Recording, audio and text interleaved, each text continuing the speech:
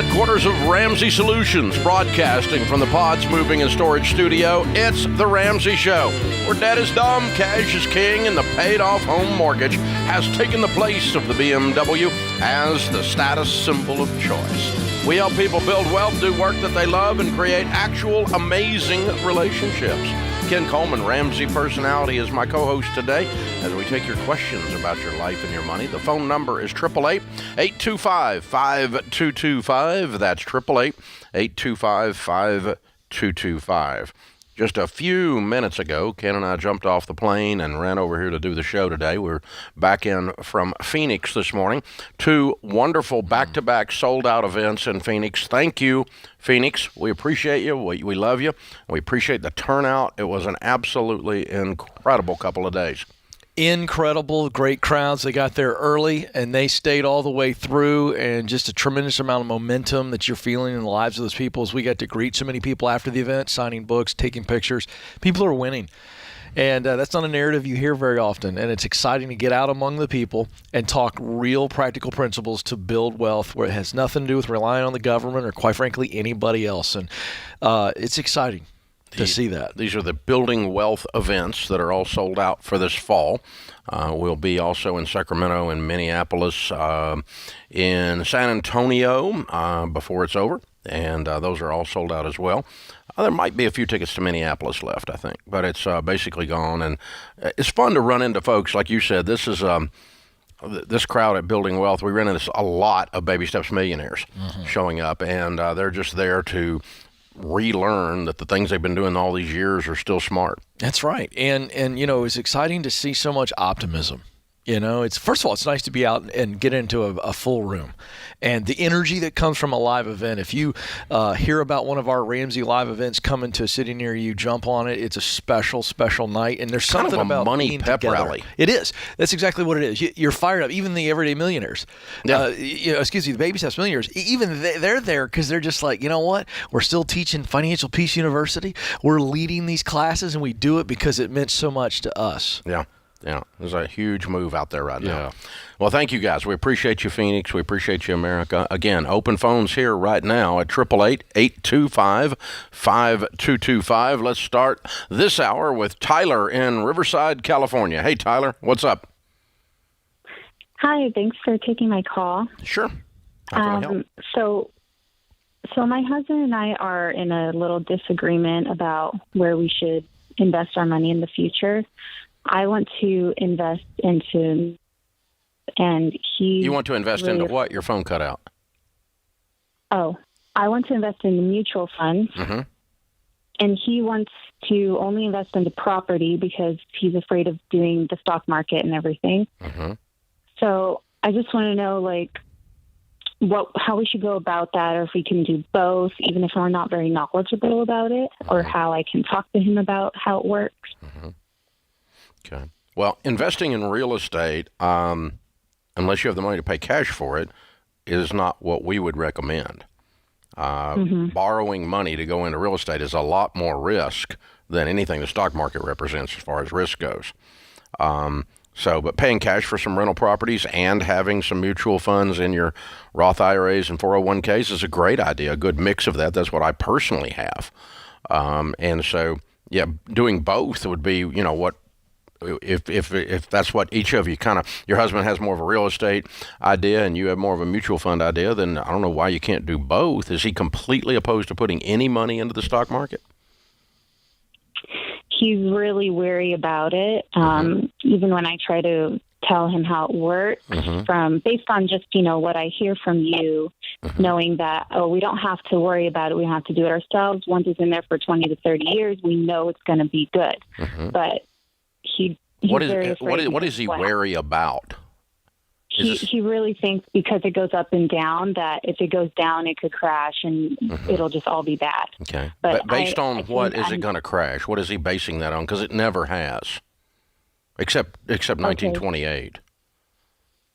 Oh, okay. So he's. I think it's just in the back of his mind that anything could happen if we're not looking at it, or anything could happen if you drive to work. I really don't know how. Yeah, I really don't know how to convince him because he's very scared of putting it somewhere where someone else is moving it and we're not the ones doing it. Oh, you should be doing it. You need to be picking the mutual funds, but just like you pick a neighborhood to buy real estate in. How old is your husband? He's 30. What does he do for a living? He's a bike salesman right now. Okay. All right. So here's the thing. There's two kinds of fear. A fear that is a reality that's like, don't touch a hot stove, don't stand in the middle of the interstate with an 18-wheeler coming at you. Okay, that's fear that's a reality, and you want to avoid those kinds of fear. And that's fear telling you how to survive, right? The other kind of fear is false evidence appearing real. And so what it amounts to is he's heard his buddies at the bike shop, who are financial idiots, talk about how the stock market's going to crash. And they have no idea what they're talking about. And so he needs better sources of information. He needs to learn some more, because the more knowledge you have, I mean, the first time you get we'll use a metaphor that works here. The first time you get on a bicycle, when you're learning to ride a bike when you're 4 or 5 or whatever it is, right? You're afraid. But then once you've done it a long time, you have knowledge about how the bicycle works, and you're now functioning. And so all he's lacking here is knowledge. He's not basing this, from what you're describing, on anything other than a vague feeling, right? Yeah. Yeah, and you don't need to make decisions in your life on anything on vague feelings. And so I would just encourage both of you to continue the learning process. And yeah, I would have some real estate in there if you're willing to pay cash for it. But if you guys are just now getting out of debt and you don't have a big pile of money, you're probably not going to be in the real estate market for a while. And buying real estate on debt is much riskier than the stock market is. You're asking for it when you're doing that. So we tell people not to do that. I don't do that. Tyler, I would suggest two things. One, if you've never contacted and met with one of our SmartVestor pros, go to RamseySolutions.com, set up an appointment, and maybe set up 2 or 3 so that he can sit with you in the office of one of our SmartVestor pros and let them answer all of his questions. The minutia to the broad. That's the first step. But I also tell him to go in there. Don't buy anything. Yeah, this is information. We're going to go to class. Right. And you're going to do this as a favor to me. Right. Then the other thing is, I'm going to tee Dave up really quick, Tyler, because over the course of 50, 60 years, what's been the average rate of return on the stock market? A little over 11, close to 12. Yeah. She's got to speak in super simple terms, almost the Ross Perot poster board. Here's the graph. Here's what it's done over a long period of time. Simplicity will help. Yeah, but I mean, it's you just learn the history of something. That's right. And then you don't worry about it, as much, because facts are your friends. Fear is not your friend. This is the Ramsey Show.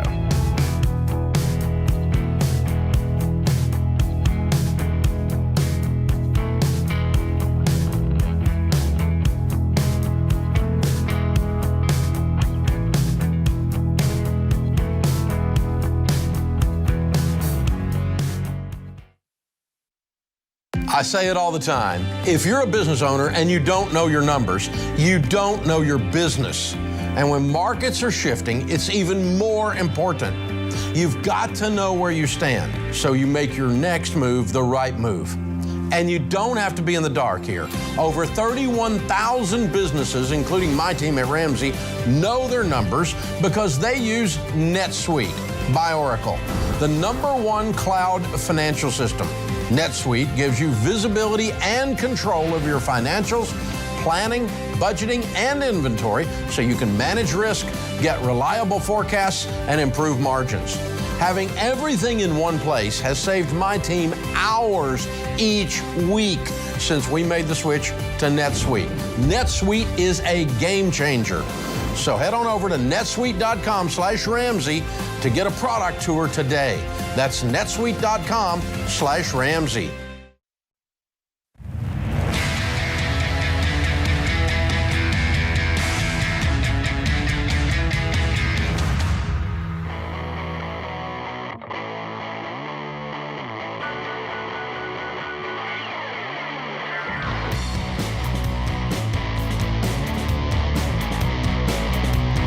Ken Coleman, Ramsey Personality, is my co-host today. Open phones at 888-825-5225. Susan is with us in Portland, Maine. Hi, Susan. Welcome to the Ramsey Show. Hi, Dave. Good afternoon. So I have a rather uninformed question, so I apologize for my lack of information, but I'm calling about a lump sum pension distribution from my husband's employer. So the amount of the distribution, well, we're both 65. We were both planning on working for probably another 2 years, but he's been talking with people in his work who are retiring this year and who are planning to retire in 2023. And I have a question about the withholding that the employer is, I believe, required to withhold from your distribution. Is that correct? Well, there's two options on that. One is if you actually take the distribution in cash and bring it home, put it in your checking account, they are required to withhold 20%, and it will be taxed 20%. On your actual tax rate, which will probably be more than 20%. What's the lump sum? How much is it? The lump sum from the pension is $475,000. That's its value right now. Okay. So I don't think it's going to go up a lot. Okay. So here's what you want to do instead of that. You want to go to your SmartVestor Pro, your investment advisor, and do a direct transfer rollover of the lump sum distribution into an IRA and mutual funds, because you don't need $400,000 in your checking account right now. And there's no reason for you to pay. There's no reason for you to pay taxes on it right now. And so I would roll it all to an IRA in mutual funds that you sit down with your SmartVestor Pro and pick, and there's no taxes withheld and no taxes due when you do that. And so they're telling my husband that there is a 20% withholding. There is if he takes it home, but he can't. There is a 20% withholding, and the taxes will be greater than that because you're going to have a $400,000 income that year, so you're going to have a 40% tax, 39.2. Okay, so you're going to get hammered. So, but they are not required to do that if you do a direct transfer rollover. They are required not to touch it, as a matter of fact. Okay, and then there's no withholding. The entire amount goes into it. Exactly. It's called a direct transfer rollover, meaning it doesn't come home to you. It goes from one type of retirement to another type of retirement. You're just moving it around, all still under the protection, the umbrella of the retirement plan, so that it doesn't get hammered by the government. Okay, and then when you do take out anything you take out is going to be taxed. Right. Yeah. And you're going to have required minimum distributions beginning at 72. Yeah. Okay. So. And is there? So I'm sorry, another uninformed question, but there isn't a capital gains tax, correct? There's no capital gains at all on any of this, in any situation. It's all ordinary income. It's all your regular tax on what your income is. And basically, in the future, that'll be whatever your income is, plus whatever you withdraw from this in any year is income. Right. So when you bring some of it home from this direct transfer rollover later, like if you pull $100,000 out, that's $100,000 of income that year. Correct. And but there's no capital gains at all on it. Okay, so I already have to have an IRA account established. No, you need to go to your SmartVestor Pro or whoever you guys work with, and you're going to establish a new one. It has to be a separate new one. But it's you open an IRA, then they send the paperwork from that IRA, from that mutual fund company, over to your husband's company. Your husband's company sends the money directly to them. It doesn't come to you. Don't let them write you a check. Right. I don't want it to come to me. You're right, for the reasons that you just stated. Correct. Perfect. And is the employer required to do that? Yes, they don't have a choice. They can't say no. This is regulation. This is tax regs. Okay. And, they may be ignorant. They may be ignorant about it, and somebody has to teach them. But usually, if somebody's got a big enough pension that there's $400,000 in it, they know enough of what they're doing that they know you can do a direct transfer. Yeah. And is there any benefit then to, retiring this year and taking that versus working. I mean, we were both going to work another 2 years. So I guess if he I'm can just take the lump sum next year, there's no problem. The only thing is that when you move this money, it doesn't die when he dies, but a pension dies with him. Right. Oh, yes, of course. So right. if he wants to work into 23 and then dies before he gets that money out of there, that's a $400,000 error. Even if I'm the beneficiary. So just tell him, already? don't die. No. Okay. All right. No pressure. All right. And I mean, and we both have 401ks as well. So I guess we'll be facing perhaps the same situation. Exactly. You'll do the exact same thing with your 401k when you leave. Okay. Well, I'm relieved. Thank you so much. And I did reach out to the SmartVestor Pro people that your site recommended. So thank you. I heard back. So I was just hoping to be a little bit informed before going to them. So thank you so much. Well, they'll tell you the exact same thing, and it's a fairly standard process, and that'll keep a big chunk of taxes out of Washington, D.C., which anytime we do that, I think that's a character thing. Yeah, we should have a sound effect, like a little show party sound effect. Anytime we help a listener or a viewer avoid taxes to the government, it should be a celebration. It'll be some kind of confetti, digital confetti. Right. Boyd is with us in Houston. Hey, Boyd, what's up? Oh, not much, Neil. Better than we deserve, sir. How can we help? I had my wife passed 2 years ago, and she was looking after all our money. And I got hit with a tax bill of $140,000. So I put a mortgage on my house. It was free. Then I put a mortgage on my house to pay them. When she passed, and I've been trying to figure out. I had $2.2 million to start with in my 401k, but I didn't want to make any movements on it until I got everything, because looking after the money is a hard job. And now I've been listening to your show. This is not the time. I was just going to take out enough to pay this all off.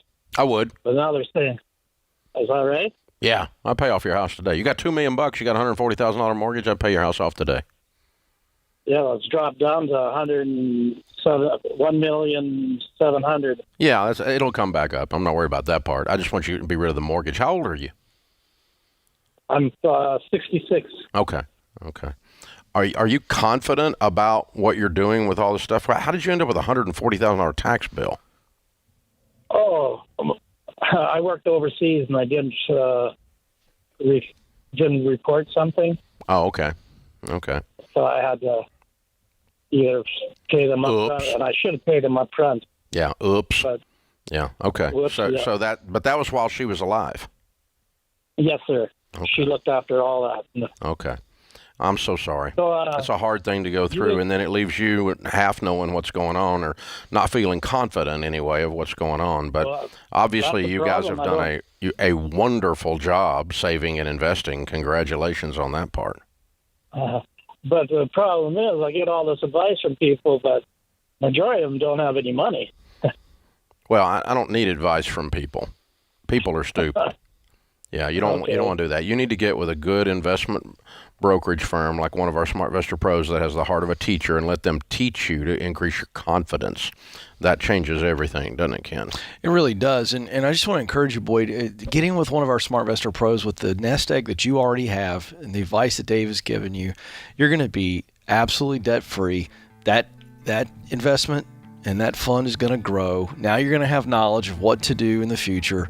Take a deep breath. You're going to be okay, and you're going to be able to get out of this. But go see a SmartVestor Pro or 2 or 3 and pick one that you feel like you've got a great connection with, and let them teach you. You make the decisions, because you're going to be really clear, and that's going to give you confidence. Theme for the hour so far: knowledge displaces fear. It's true. Displaces lack of confidence. It's true. Clarity always displaces lack of peace. Yeah. Knowledge. Know what's going on.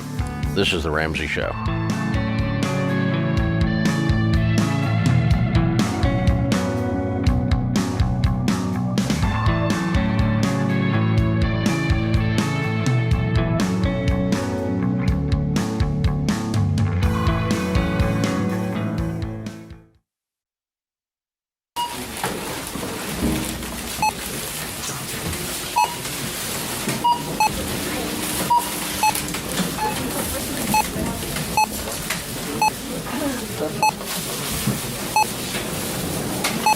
Still on baby step number 1, huh? How'd you guess? With healthcare costs rising, learn how Christian Healthcare Ministries can help you make the most out of your budget. Visit chministries.org/budget. Don't worry, it's worth it.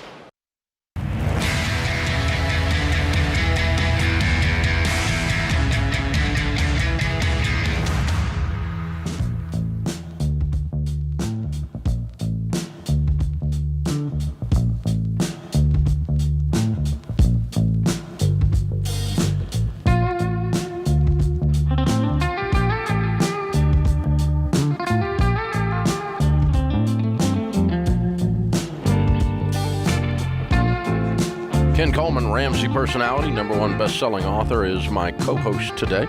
Open phones at 888-825-5225. Victor's in Atlanta. Hi, Victor. Welcome to the Ramsey Show. Victor, did I push the button? I did push the button. Victor, are you there? All right, we're just going to put you on hold, Victor, and figure out what happened there. Chris is in San Jose. Hey, Chris, what's up? Hello, how are you all doing? Thank you for taking my call. Better than we deserve. You're welcome. How can we help? Yes, we're in kind of a unique situation. We just recently moved to San Jose from Oklahoma, and we sold our home there, and we want to follow the baby steps and listening to the show for a little bit. But we also want to be able to buy a house someday. We have 4 children, and we're not sure if we should follow the baby steps, even though I normally know you would recommend doing that. We have about 3 to 6 months of reserves, but my job is not necessarily very secure because I'm a pastor. And because it's so expensive here, it would put us in a really bad spot if we were to use the money that we have in savings to pay off our 2 vehicles, which we could pay them both off right now, but it would leave us with no savings. We just bought a new van because we have a 4th child.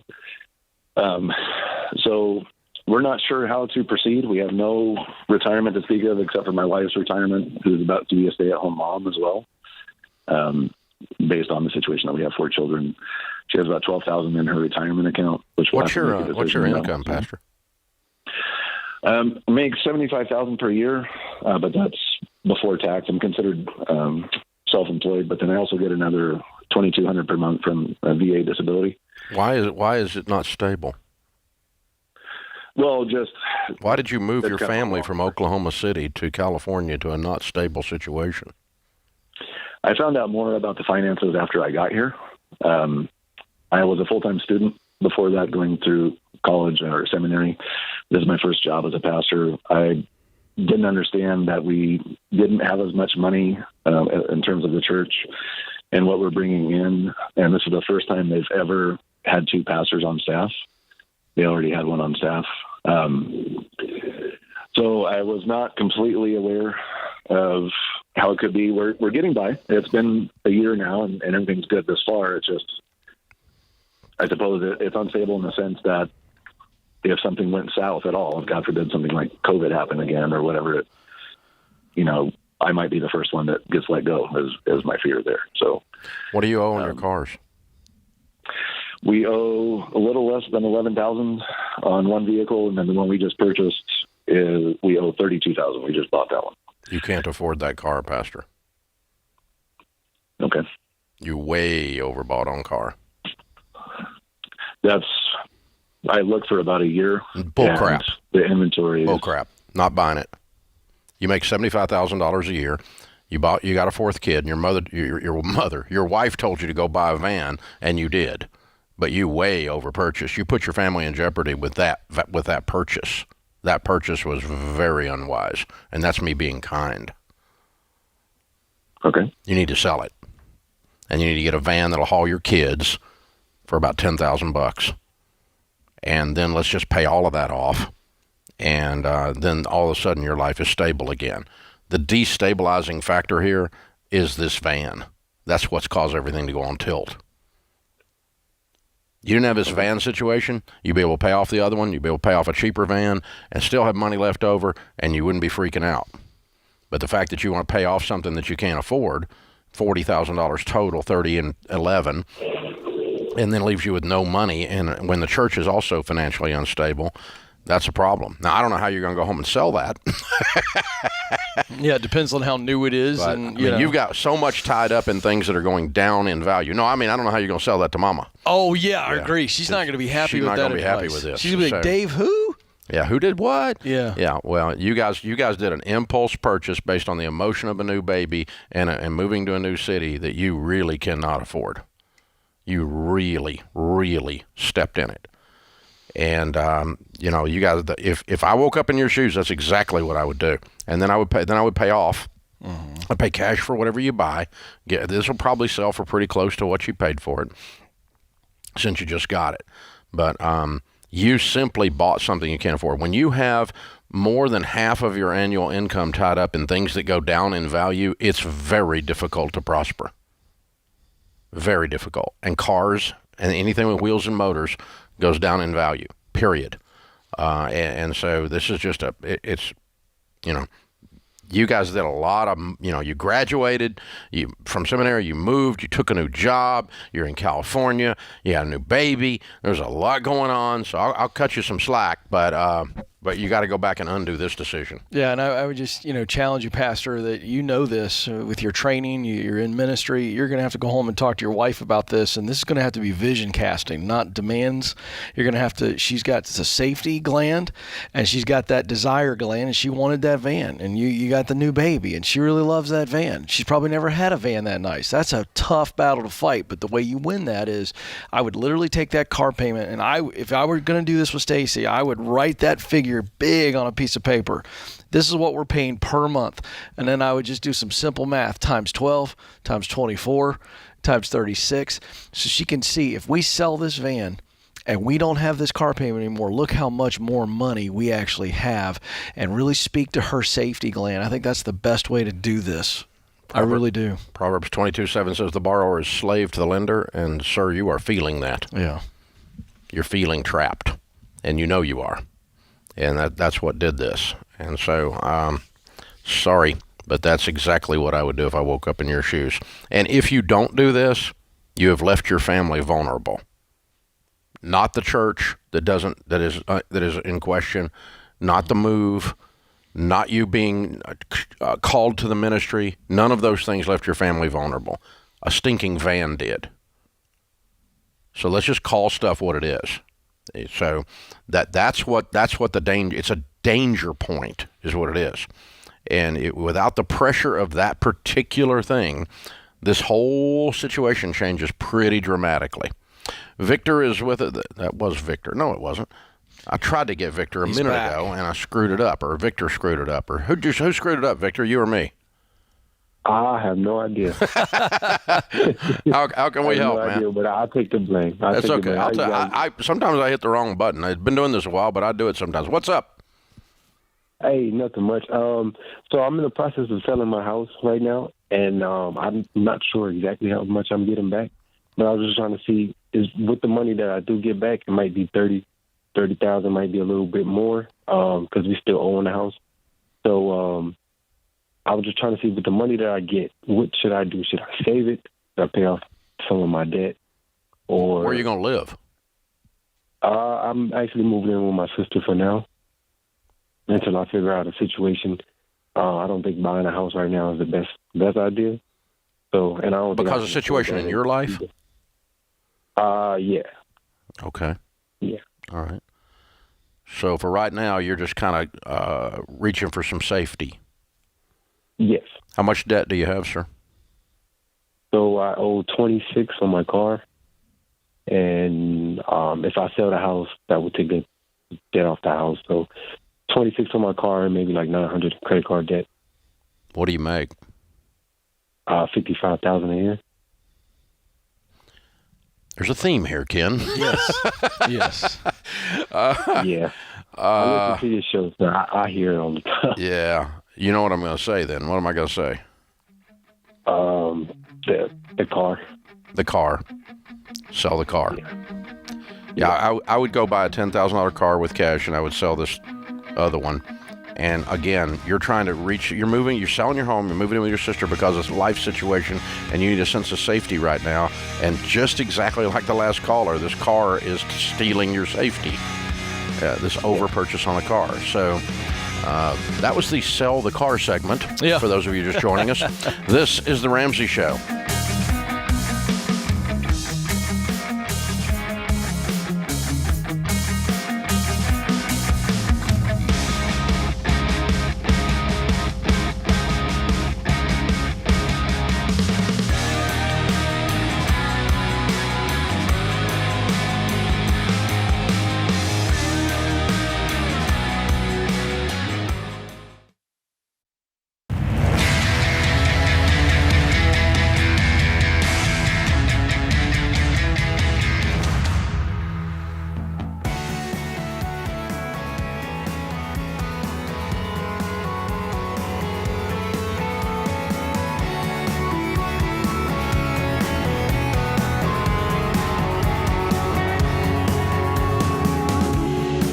Ken Coleman, Ramsey personality, host of the Ken Coleman Show, where he talks about jobs, careers, getting the ability to make money, doing something that you actually like and can actually make a big difference in. He's my co-host today. You've got questions about that, jump in. He's right here to help you. And, of course, we'll talk about whatever you want to. That's what we do here on The Ramsey Show. The phone number is 888-825-5225. Ken, it is worth revisiting because we just sold two people's precious cars, hypothetically, if either one of them do it. Not sure either one of them will, by the way. But the car is the largest thing, and I'm a car person. I like cars. Anything with a loud muffler. I'm a good redneck, and so I get it. But cars go down in value. They're the largest purchase that we as consumers make that goes down in value. And consequently, the arithmetic tells us that the car payment, and today the average car payment in America is over $700. The car payment is more of a detriment to your wealth, your ability to become wealthy, than just about anything else. That's exactly right. And as you point out all the time, you're putting all that time and effort. You just think about the amount of time you spend at work, how much of a percentage of your overall expenses that vehicle is, and then remind yourself it's depreciating in value. And you're going to be upside down in it before you know it. And that's what, George and I co-hosted the show a week or so ago, and he showed me this TikTok video we played for the audience. And people admitting with glee, Dave, that they had a $1,200 car payment. One couple said, we have $2,400 in car payments. And they were saying it with a smile on their face like, hey, it's just what you're supposed to do. And it's mind-numbing, the messaging that goes into this, that you got to have a brand new car or a newer car. And people are overspending, to your point. They cannot afford it. Yeah. And it really, let me just tell you what it is, okay? It's prestige. Exactly right. Status. You're right. Because it's look at my car, and everything else you say about it is a justification and a lie. Completely true. But at the end of the day, it's prestige. Oh yeah. Because a $32,000 van will haul 4 kids, and so will a $10,000 van. Exactly. Will haul 4 kids safely. We're not putting their little lives in jeopardy. Right. That's a bunch of crap. That's right. And it's not, well, I want something reliable, and all those used cars are reliable. You know what your new car is a year after you got it? It's used. Yes. And it must be about to break down. You must be about to die right now. And by the way, kids destroy a new car as quickly as they do a used car. They don't care. They're going to throw their little Mott's applesauce containers and their Cheetos and goldfish everywhere. Have you seen Rachel's car? You must have been inside Rachel's car. I haven't, but I know she's got 3 kids. Welcome. She's got 3 kids, and she's never kept a clean car in her whole life. Oh boy! But it's just like, man, it looks like a trash hole. And it's like, but it's got the. Can we send a clip of that to Rachel, please? Goldfish are ground into the carpet. Yeah. It's like, oh my God. But yeah, it doesn't matter what you pay for it. That's what you're going to have. That's my point. Why buy a brand new van when the kids are going to destroy it? Well, it's okay if you've got $2 million if you want to go buy a brand new van. I don't care. Yeah, but that doesn't happen very often. But we're talking about somebody making $75,000, somebody making $50,000, with a $26,000 car, $32,000 car. And oh man, this is and all it is you get car fever, which which means your brain quits working. Right. and you go, oh, we have to have something reliable. We have to have something safe, and we have babies. We have to have room for them all. We can't put them in this old thing. And well, that's true. That old thing may need to be changed out for a different old thing. But that's true. But listen, you're mathematically saying with that purchase, I intend to stay in the middle class. Yes. That's what that is. It's a death sentence to your mathematics. Yeah, you settle for it. Well, I'm going to settle for the life I have to live just so that I can feel good about myself when I pull up to soccer practice and my car looks like everybody else's or maybe a bit nicer. Yeah. You really nailed it on the whole status symbol thing. Well, it's even worse than soccer practice. It's the stoplight. Oh, right. At least you know the people at soccer practice. The people at the stoplight, you'll never meet them. And the amount of money you lost while you were sitting there at the stoplight to impress someone you will never meet is astronomical. So true. I had a young guy call on the show one time and talk about how he was in sales. And he needed the really nice car because it went into his entire credibility. And I said, let me tell you something. You realize there's parking spaces in the back of the lot or around the corner. They don't care what you're driving. You're not driving into the lobby of their building. Park around the back, look sharp, use an iron. You're going to be okay. Use an iron, brush your teeth, take a bath. You don't need a super nice car to close a deal. Yeah. If you do, then you got the wrong deal. Yeah, it's a problem. I've done sales most of my life of one kind or another, and I don't recall ever making or losing a sale based on what I was driving. It's true. When I first moved to Nashville years ago and I was in sales, I was driving a Ford Taurus, Dave, that had no air conditioning, and the carpet or whatever you'd call the fabric on the roof. The headliner. Thank you, Dave. I just said carpet. It probably did have carpet. I had shag carpet. If it was a Taurus, you had shag carpet on the roof. But the top of the thing, one day, Dave, it started drooping. Yeah. And I had that. Stacy and I were newly married. We've been married 2 years, and I literally had a staple gun that I bought recently for household duty, and I fell in love with the staple gun. Jeremy Breland, one of our leaders here, saw this. I got out of the car one day. It was irritating me. It was coming down. I'm a short guy.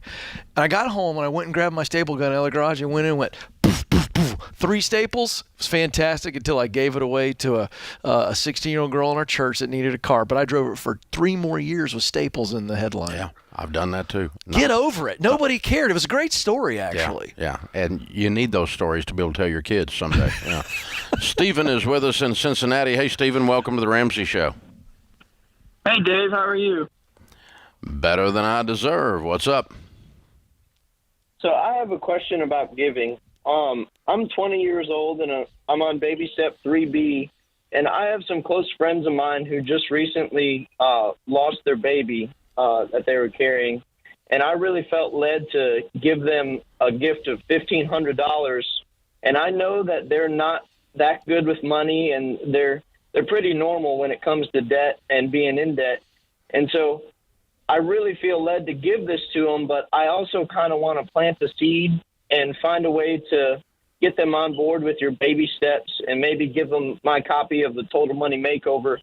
But I don't know how to do it like in a way that's not, hey, you're fat, here's a diet book. And I was just wondering what your and Ken's advice would be. You're a great guy. That's Steven. awesome. You're great, man. I love you. That's awesome. That's very good.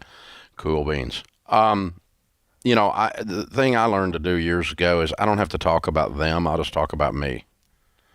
And I don't mean that in a self-centered kind of way. My point is this. You don't need to tell them things about them that you have observed. Just talk about you and just say, hey, there was a point in my life I was really struggling with money and I had done a bunch of stupid stuff and there was a lot of stress in our life, in our marriage, and all I did is worry about money all the time. And when I finally got control of it, it changed everything. And this book, the stuff in this book is exactly how I did it. And I don't know if you guys need any of that or not, if that matters to you or not. But I got to tell you, the stuff in this book meant a lot to me. And so I wanted to give it to you as a gift. I have a follow-up. I've been following your program and your baby steps since I was a freshman in high school. So I can't really come from an angle where I've made big mistakes with money, which is a good thing, but it was one of those. How about the household you grew up in?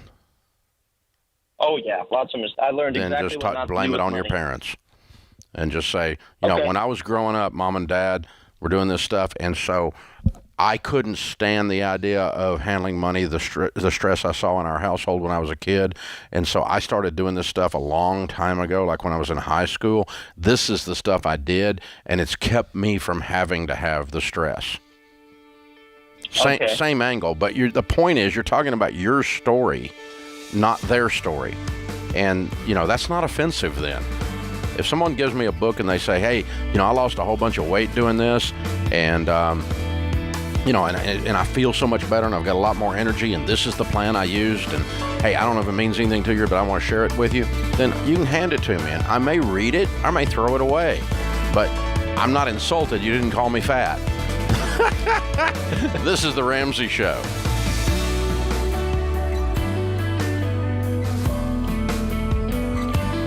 Dave here. We just launched a brand new audience survey for the Ramsey Show, and we'd love your feedback.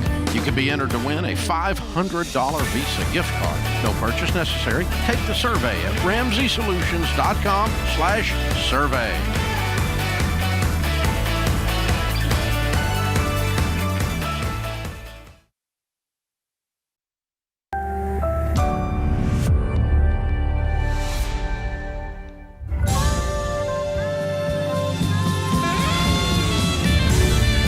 Live from the headquarters of Ramsey Solutions, broadcasting from the Pods Moving and Storage Studio, it's the Ramsey Show, where debt is dumb, cash is king, and the paid-off home mortgage has taken the place of the BMW as the status symbol of choice. We help people build wealth, do work they love, and create actual amazing relationships. Ken Coleman, Ramsey personality, #1 best-selling author and host of the Ken Coleman Show, is my co-host today.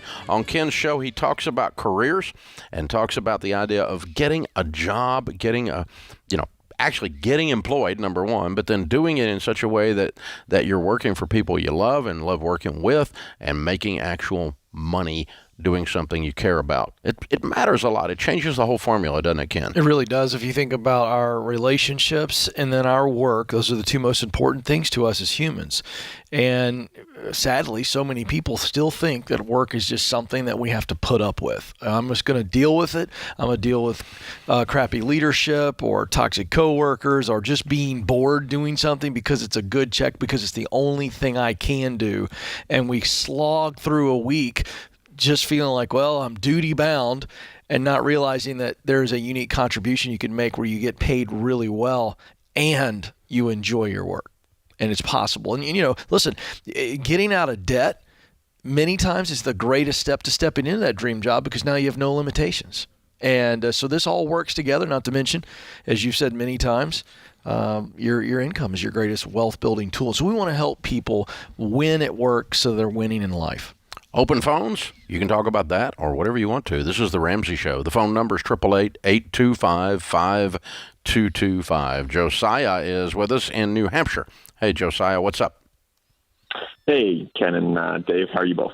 Better than we deserve, sir. How can we help?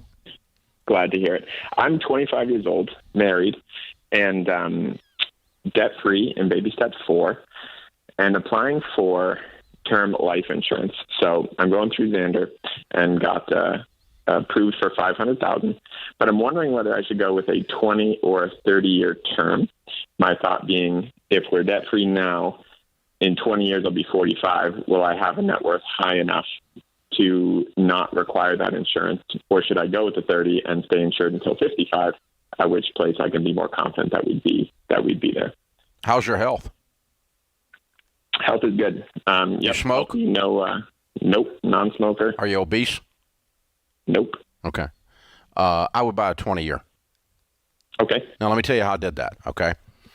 Here's what actually happened with me. Knock on wood, I've been healthy as a horse my whole life, okay? Hardly seen the inside of a hospital unless I was visiting someone else. So what happened was I bought my first term life insurance when I was your age, and I bought a 15-year level. But then what happened was we added kids, we added income, and I wanted to upgrade the insurance.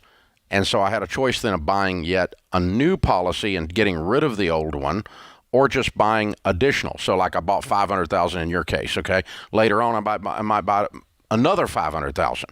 But that might be 3 years from now or 5 years from now. And as you've noticed, it's not very expensive. Doesn't cost much money.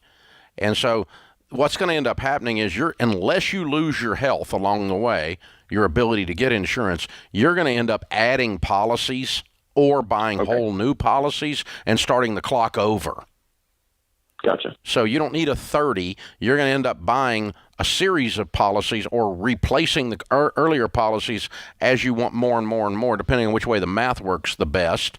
And then you're going to be in a position to begin dropping them later. Or when you look up and you're 45 and you go, we're 100% self-insured, you just cut the cord on the whole thing and let them float away.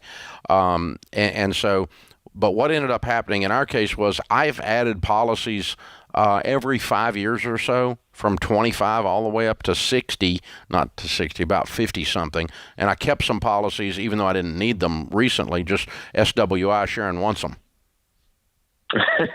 And it really didn't have anything to do. I mean, it wasn't like that policy is going to make the difference whether she eats or not. It's kind of silly. But even those policies are starting to expire now, and we're definitely not going to buy them, even if she wants them. I'm done with this. So we have convinced her that she's okay. I think I've got a acronym for that one. What? If Sharon wants it as SWI, you just came up with a new one. DDC. Dave doesn't care. DDC. You're not doing it. You're done. Well, I mean, it's she's okay, and she knows she's okay now, and that's gotten rid of that need. But what ends up happening is you're not buying one policy that's going to serve you throughout your entire life. You end up adding incrementally as you go along, and so 5 years from now, if you buy another 20-year policy or another 15-year policy, you just started that clock over on that portion. The other one, when it expires, you're probably not going to renew it, 20 years from now. That's where I am at. You're describing our journey as we began to have kids, 3 kids. You added as you went along? Yes, added as I went along. Obviously, we were able to upgrade in house over time. And so sitting with our SmartVestor Pro, we determined what that right amount was. And it was like 3 or 4 years ago I just did it. And so that'll probably be the last one, obviously. I mean, we shouldn't need it at all. And so that you described exactly the journey that I'm in. Yeah. And I'm 23 years older than him now. But the way our brains work, and I did the same thing, Josiah, when I was your age, I'm thinking, well, why don't I just get a 30 and I'm done? It's over. But it really, it's more life. It comes at you in layers rather than linearly like that. Well, explain to young folks, so if they're getting ready to start a family, what you recommend when you go from a couple with no kids to 1 kid or 2, how you would... The whole time I'm just saying, 10 to 12 times your income. Because when you're 25, if he's getting $500,000, then maybe he makes $50,000, okay? If something happens to him, if she's got $500,000. If she's got a little baby, she's still got $500,000. Invest that at 10% in a good mutual fund. If it's making 10%, it would pay out $50,000. We've replaced his income without even touching the principal. Yep. And so that's the idea of 10 to 12 times your income on you. And guys, you got to go to Zander Insurance and get a quote if you haven't done this, because the deal is people are blown away how cheap term life insurance is. And it's gotten cheaper over the years. Oh, yeah. I mean, I bought some one time at 45, and I came back in my 50s to buy more. Yep. And even though I was 7 or 8 years older, it was cheaper. Yeah. Because the rates had come down, because they're using better and better and better actuarial tables that are more modern and reflect the health improvement. They were using tables from the 1940s. Oh, yeah. And then they started using tables from the 1960s, and now they're using tables because life expectancy has changed. Yeah. And, I mean, it's already cheap, but if you have the preferred health designation, I don't know if that's what they call it, you can make a lot of money. I like to recommend this to dudes. I dropped weight like a wrestler 3 years ago when I did it. Super disciplined, Dave. Yep. And I got the preferred rate and got more. Well, here's another one. Still saved. If you smoke, it's double. Oh, yeah. It's double. Yeah. Double. Ooh. That's why I asked if he smoked or he was obese. Yeah, that's right. Because it's double. All you got to do is just quit smoking, and it cuts your insurance in half. Yeah. Oh, and it saves you on all the cigarettes. Oh, and it saves you on all the health problems. Yeah. And, And no quarter pounders within 3 days of taking your blood test. There's some world-class advice, Dave, right here on The Ramsey. That sounds like that came from experience. This is The Ramsey Show.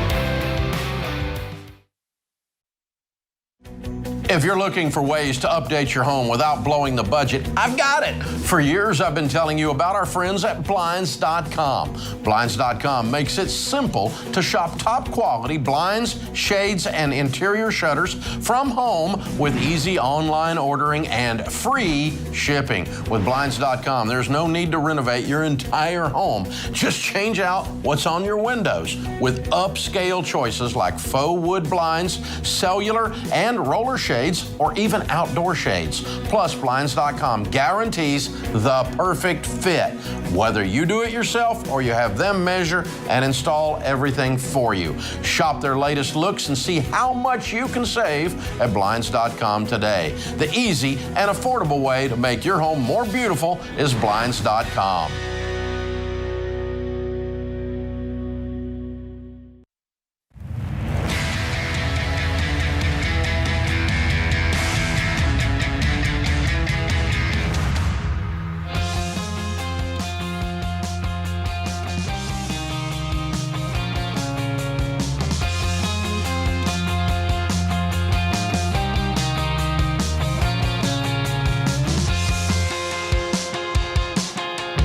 Ken Coleman, Ramsey Personality, is here. He talks about jobs and careers every day. His #1 best-selling book, From Paycheck to Purpose. He's my co-host.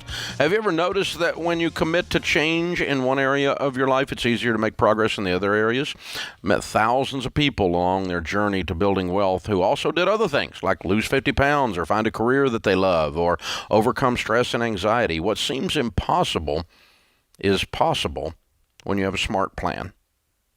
And a smart plan, you turn up the focus and intensity on your goals, and that's why we're bringing the SMART Conference to Dallas, Texas on Saturday, October 22nd. It is our only live event with tickets left in the fall here, and we'd love to have you. The tickets are $35 for general admission. VIP and Platinum sold out long ago, and there's probably about 1,000, 1,500 tickets left of this. It's going to be about 8,000 folks, and it's all day long. It is your top thought leaders in every space. Ken Coleman will be speaking from his #1 book, From Paycheck to Purpose, how to find and get the job that you love, making money like you've never made before. It's awesome. Rachel Cruz will be speaking on money, of course. Dr. John Deloney will be there speaking on mental health and mental wellness, on parenting, marriage, boundaries, all of that mixed in. George Camel, Ramsey Personality, will be speaking as well. Others, I'll be speaking. And on marriage, Craig Groeschel and Amy from Life Church in Oklahoma City. So looking forward to having you guys all with us. This is Dallas, Texas, Saturday, October 22nd. There's not a lot of tickets left. If you want to come out, do come out. We ran into a lot of people at Phoenix this week who had wanted to get in and couldn't get in the sold-out events there in Phoenix. So don't wait until you're one of those folks. RamseySolutions.com/events and get your seats today. This is the Ramsey Show. Open phones at 888-825-5225. Our question of the day comes from Blinds.com. Find out for yourself why Blinds.com is the #1 online retailer of custom window coverings. You get free samples, free shipping. And with the new promos they run every month, you'll save even more. Use the promo code Ramsey to get the best possible deal. Today's question comes from Rachel in Tulsa. I am currently doing a survival job and planning to pursue a career as a UX UI designer. I found a 6-month program at a college for $5,000 that would set me up well for career placement. I do not have anything saved at this point and wanted to know if it was smart to borrow the money to complete this program, if I would be able to pay it back quickly. The answer is no. It's not okay, and you don't need to borrow. Let me give you just a really quick exercise that'll open up your mind here to how achievable this is. If you need $5,000, let's just take 20 hours a week. If you can work 20 hours a week additionally to what you're doing, and you get a job making $20 an hour, that's very doable. That's not a pie-in-the-sky example. Okay, based on 20 hours a week at $20 an hour, even after taxes, you're going to be 5 or 6 months away from making $5,000 cash to be able to pay for this. Now you don't have any debt. Now you're qualified. to get into the field that you want to get in, a field that is very lucrative. You're going to start out doing very well and have a ladder to make six figures pretty quickly. So you don't need to borrow the money. What you need in this situation, I understand what I'm saying, this is very difficult. What you need is some patience. But if you can take that frustration or that desire to get into this new field and channel it into some hustle and really crazy maniacal focus, you can make that $5,000. And I didn't even mention selling things, cutting your budget, but we can get to that $5,000 nugget, if you will, quicker than we realize. You can drive Uber Eats and pizza and make a couple grand a month. Yeah. Pretty easy. Yeah.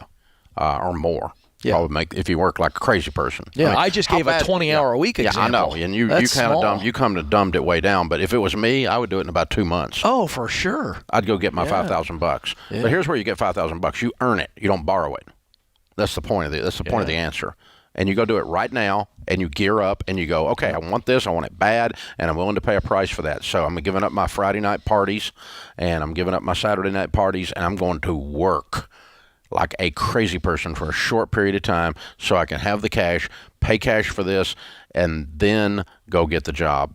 Because let me just tell you, these things, there's only one way borrowing money to do anything works out, is if it works out perfectly. So your theory here is you're going to go get this new designation, and quickly you're going to make the money back because quickly you're going to get a new job that pays more. That may be true, but it might not be true. It's possible that doesn't happen. Yeah. And you're counting on it only. The debt thing only works if it works. It doesn't work when things don't work, and most of the time things don't work exactly like you think they're going to. And this is not a necessary risk. No, you can do this. We're not saying don't go get the thing. We're saying go get it, but go get it fast and go, just go crazy. I mean, walk dogs, babysit kids, house sit, deliver stuff, sell stuff, go crazy, work 6 jobs and knock $5,000 you can get in 2 months easy. Yes. I take that back. It's not easy. Mathematically easy. Yeah. You'll be tired. Yeah, that's right. But tired didn't kill you. So and the other thing that'll happen is when you go get that degree that way, and you're holding that designation in your hand, and then somebody wants to jerk you around and not pay you in a potential job, you'll walk from that because you paid a price to get this designation. Yeah. And you won't be, this is going to pay off. In other words, we're going to force this to be a payoff situation. So good stuff. Good question. Very good. Open phones at 888-825-5225. Josh is in Louisville. Hi, Josh. How are you? I'm doing well. How about you all? Better than we deserve. What's up? Awesome. So I've got an investing question for you guys. My fiance and I just recently got engaged and are beginning to think about and kind of plan for our marriage. I know that you all typically recommend 15% of your income being invested. As it stands right now, each of us will get about a 5% match from our companies, and they do both have a Roth option. Would you all recommend, once we get married, that we throw 5% into each of our companies' Roth and then 5% into another Roth, or throw 7.5% of each of our incomes into each of our companies' 401ks? Good question. Now, let me clarify. You're saying you will be debt-free when you're married? Correct. Yeah, neither of us have any debt. And you have an emergency fund of 3 to 6 months of expenses? That's correct. Okay. Yep. And so now we're starting our 401ks we're starting our retirement plans newly married. Now, the way the formula would work is this. What do you make? I'll be making about 60. And what will she make? About the same, maybe just a little bit less. Okay. All right. So 15% of 120,000. Okay. That's the number you're trying to achieve. I don't care where it lands. It doesn't have to land 50 on you, 50 on her. Let's pretend that your 401k sucks and hers is awesome. It could land over in hers. Okay? Because you, as a married person, in the event of a divorce, you're going to split up the retirement accounts regardless of whose name they're in. That's how the law works. Gotcha. Okay? So it doesn't matter whose name it is in. What matters is the most effective. Then, how do we parse it out? we use a formula. We laughingly call it rock, paper, scissors in a way, except rock, paper, scissors can go different ways. This only goes one way, and it is match beats Roth beats traditional. Now, what that means is we're going to do all the match we can do because you're getting 100% rate of return before you even get started. So you said you got a 5% match, she's got a 5% match. You're going to both do 5% there. And what does that amount to? Well, it amounts to $3,000 each. And so that is $6,000 going in to get both matches of our 15%. And, we're trying to get to what? $18,000 is what we're trying to get to. 15% of 120,000. Okay. Now, then you're going to do Roth, and you're going to look at her 401k, your 401k. If they both have good options, you could probably just finish up there. And it does end up being 50-50 that way, and that's fine. But if one of them sucks, just go ahead and get the match and bail after that. Put enough in to get the match and put it all in the other one. And if that doesn't get you to your 18,000, then you'll do individual Roth IRAs, and you'll get there. You won't get to traditional. So always get the match first, then do Roths of some kind, then do traditional. You've got enough Roth available to you to never get to the third stage.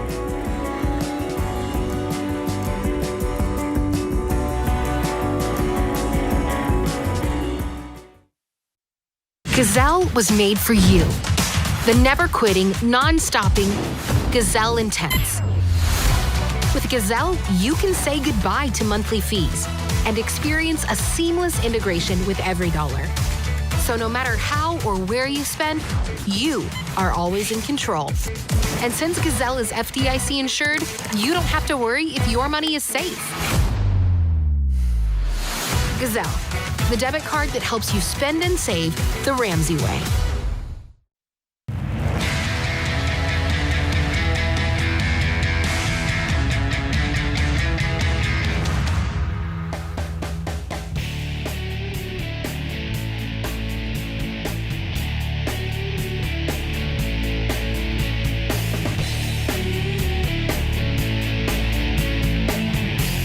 Ken Coleman, Ramsey Personality, is my co-host today in the lobby of Ramsey Solutions on the debt-free stage. Christina is with us. Hi, Christina. How are you? Good, thank you. How are you? Better than I deserve. Welcome. Where do you live?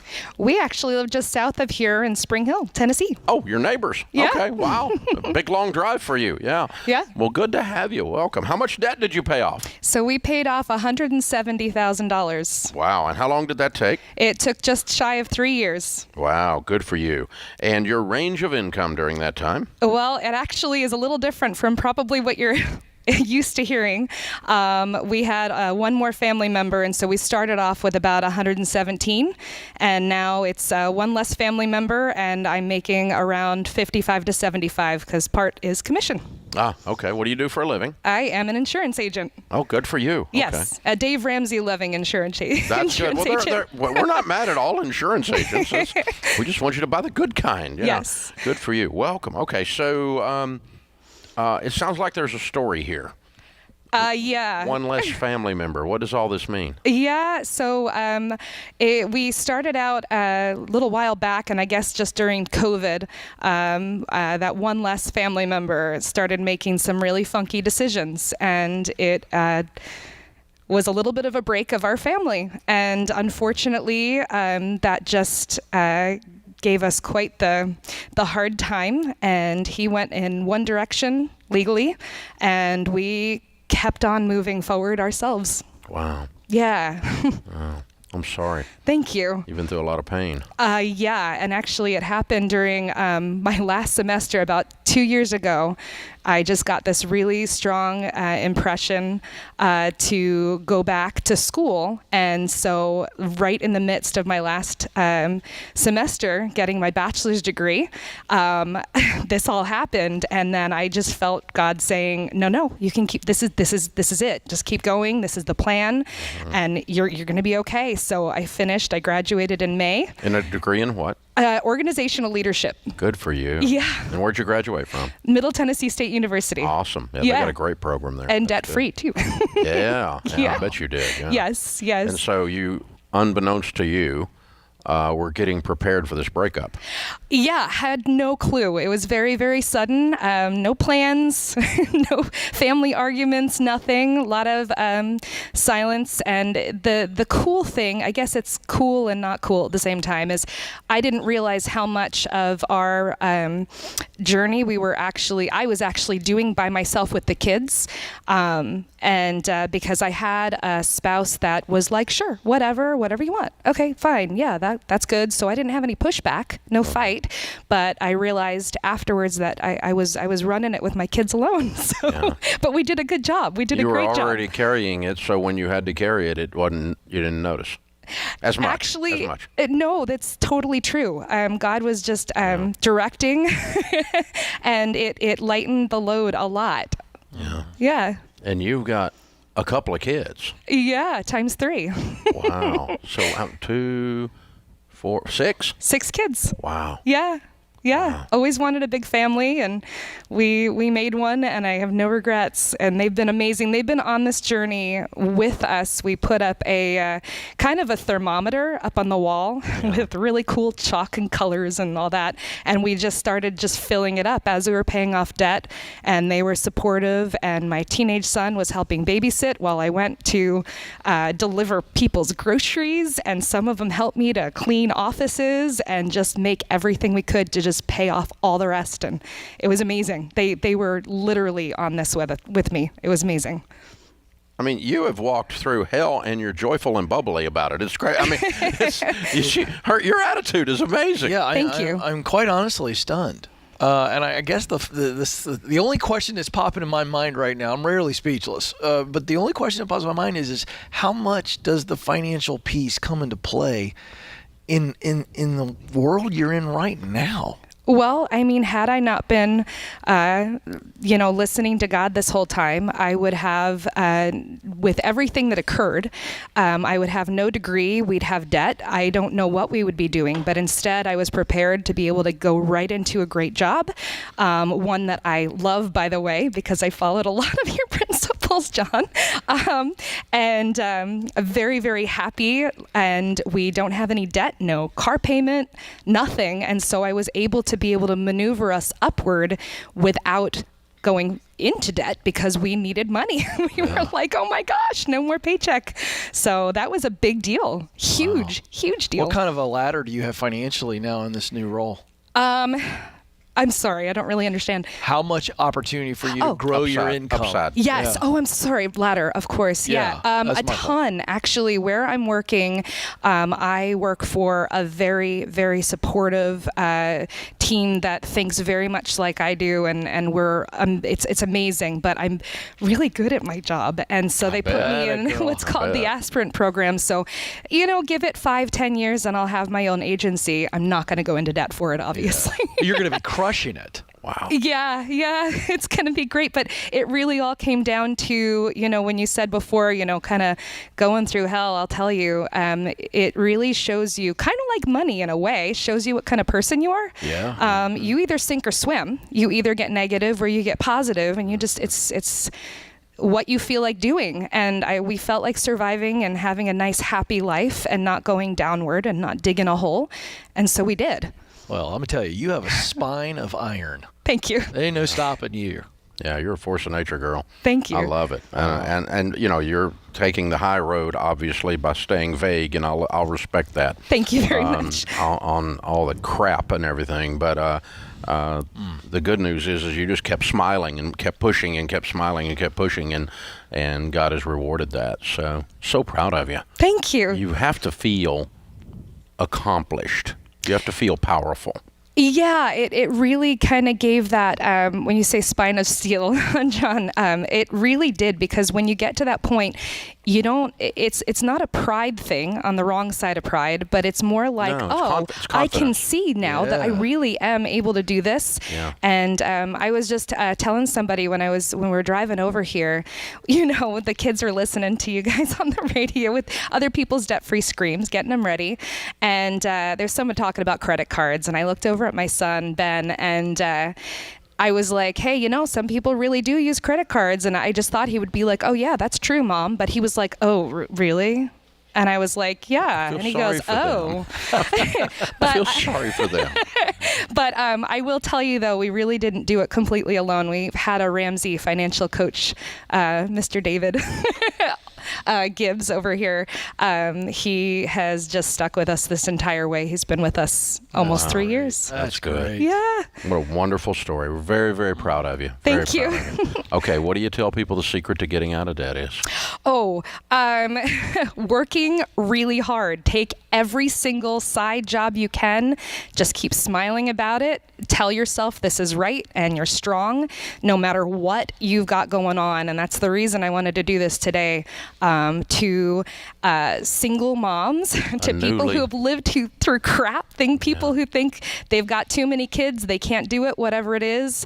That's absolutely incorrect. And I've got 3 kids who are special needs, and we pushed everything. So anybody who says they can't, that's absolutely false. Wow. Well, you just proved it. Yeah, you just proved it. Thank you. Mic drop.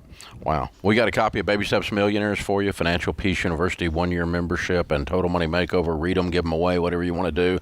Bring the 6 kiddos up on stage. Let's introduce them right quick before we run out of time. So what are their names and ages? So just going from top to bottom, this is Daniel, and he's 14. Benjamin is 12. Julie is 11. Joshua is 9. Rebecca 7. And Elizabeth is 5. Amazing. Christina and the team from Nashville, $170,000 paid off in 3 years. Count it down. Let's hear a debt-free scream. All right, ready, guys? 3, 2, 1. We're debt-free! Wow!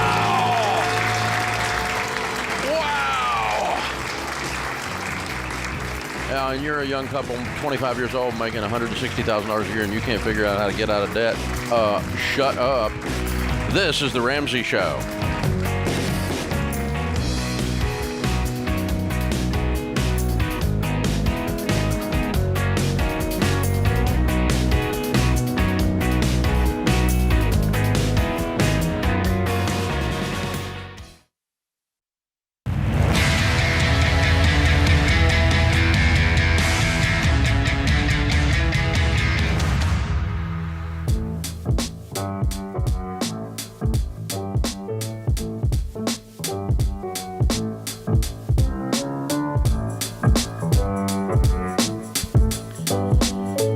Thank you for joining us, America.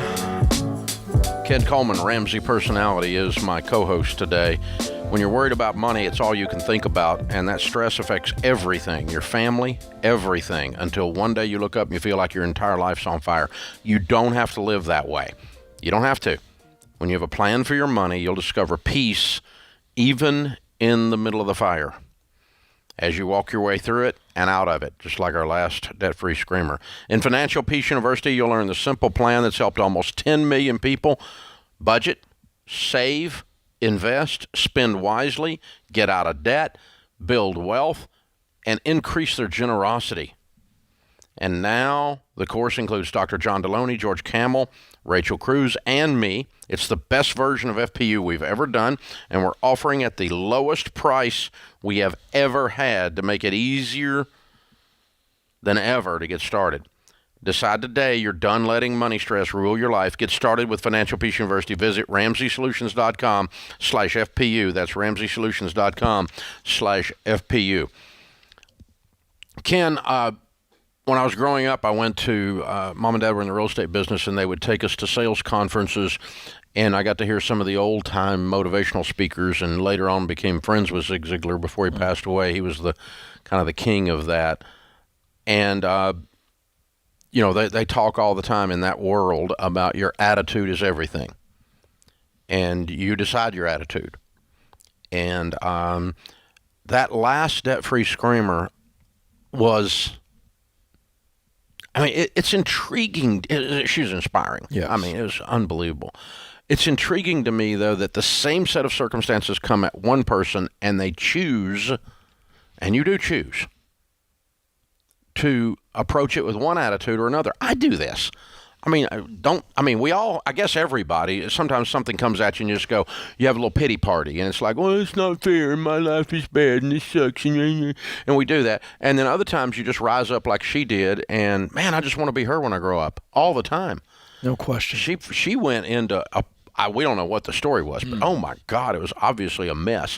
And leaves her as a single mom with 6 kids. Yeah. And nothing but smiles. And That's on right. fire and jamming it. Yeah. And everyone watching and listening knows she's going to be okay. Yeah. And you know what that had to do with? Not the circumstances. It had to do with her attitude and how she's approaching it.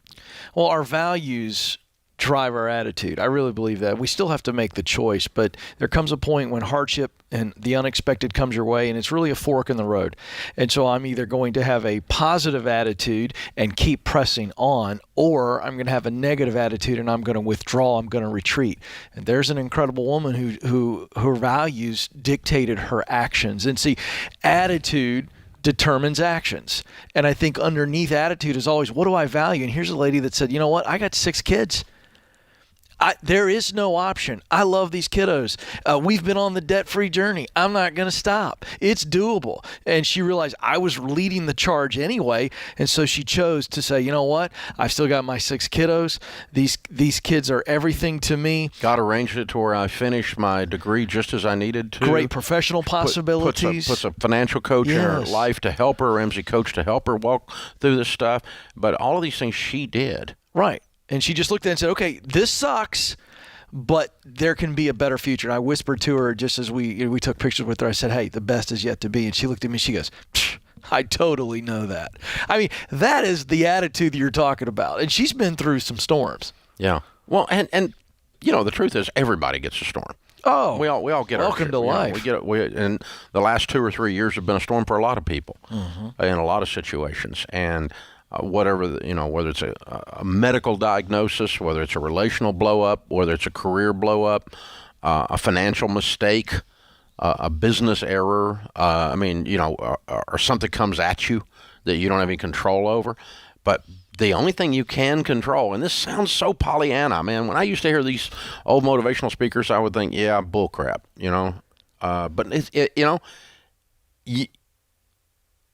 there's nothing that comes at you that a negative attitude makes better. Correct. It doesn't make it go away to have a positive attitude and a positive outlook and a way of doing it. But she was a stellar example of, I'm going to choose to embrace this and call it all joy. Yeah, I can hear Zig I can hear him in that classic Southern accent, that kind of evangelist drawl. He talked about the attitude of gratitude. And, she in that moment decided to focus on what she was grateful for, not what she lost. So this is a message for me and you. It's a message for everybody listening that whatever it is you're facing, maybe you don't need to look like you were weaned on a pickle.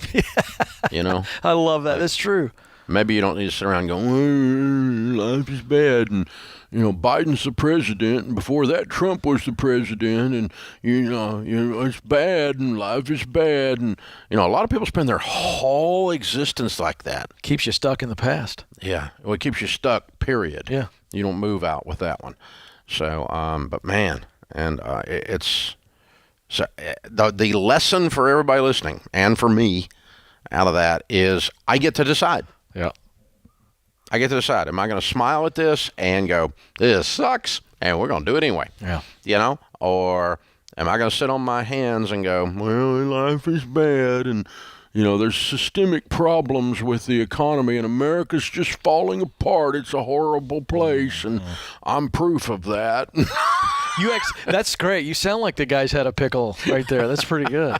Yeah, nobody ever does negative attitudes with a positive enthusiasm. That's the whole point. Yeah, I mean, intonation slows down. It's crazy. I think we all have to choose in those moments. Instead of becoming discouraged, we have to get determined. And I think that's the focus. It's okay, all right, I'm not going to let this overtake me. I'm not going to let it determine my future. And you talk about a true hero. You call our audience, rightfully so, heroes all the time. Yeah. Now, how can you not look at her? And I love that she called out other single moms to say, hey, I'm up you here, can do this. I'm up here to say you can do it. Yeah, I'm up here to prove. Hold my beer. You can do this. That's right. This is real, and that's a real thing. So Dr. Deloney, John talks about that all the time. That you are not. Your identity is not the worst thing that ever happened to you. Correct. That is not who you are. You're not a product of a negative thing that happened. I'm not a product of being stupid and being bankrupt by the time I was 28. It's just a thing that happened. Did it change me? Yeah. Did it change the direction of my life? You bet. But I'm not a product of it. I'm not Dave Ramsey and I filed bankruptcy. That's not my identity. It is a thing in the rearview mirror. Nowadays, 30 years in the rearview mirror, more than 30 years. And so, but it's still there. There's still a thing there. It's still there, but it's not defining the future. Well, I love your story, and I don't want the audience to miss that. Dave's obviously wildly successful now, but it's largely because of the failure. Successful men and women don't let failures define them. They learn through those failures. When you talk about that story, when everything's crashing down on you and the shower's so hot you can barely stand it, I mean, here you sit decades later because you decided to learn from that and move forward. I'll be honest. For about 6 months, all I did was sit around whine. Well, sure. And I blamed everybody else. I blamed the president. Which is natural. I was the guy we're talking about not being, Right. And then a buddy of mine goes, you have a whole bunch of lemons. You probably ought to make some lemonade. There you go. In other words, I'm tired of you whining. You need to go do something with all this and get up off your whiny butt. Yeah. And he called me out, and that was that. I remember where I was sitting in that lunch with him. And that wasn't the only thing that did it, but I just tried whining long enough and it wasn't working, so I needed to try something else. Well, and you're an example that our failures can refine us, shape us. The fire, the pounding. I love watching the old blacksmith when they take this inanimate iron object and they stick it in the heat and it gets piping hot and it's red, and then they put it on the anvil and beat the stuffing out of it, all to turn it into something extremely valuable. And so you've not lost your value. No. That's what we're saying. Being reshaped. Yeah. And but the hammer hurts. Oh, and the fire's hot. And the fire, yeah. And the fire's hot. Getting there's no real. fun. It's real. It's having a testimony is a wonderful thing. Getting one's a pain in the butt. This is the Ramsey Show.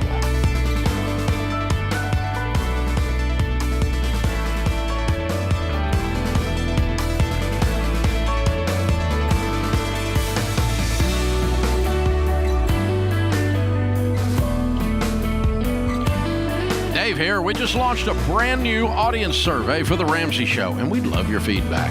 You could be entered to win a $500 Visa gift card. No purchase necessary. Take the survey at RamseySolutions.com/survey.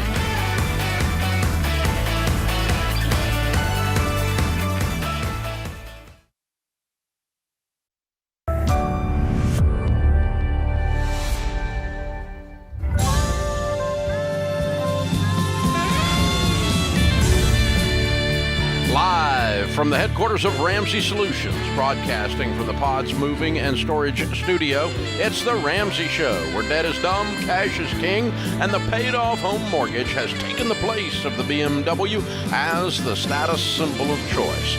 We help people build wealth, do work that they love, and create actual amazing relationships. Ken Coleman, Ramsey personality, #1 best-selling author, host of the Ken Coleman Show, where he talks about getting the job that you love, making the money that you should make, and all things jobs and career.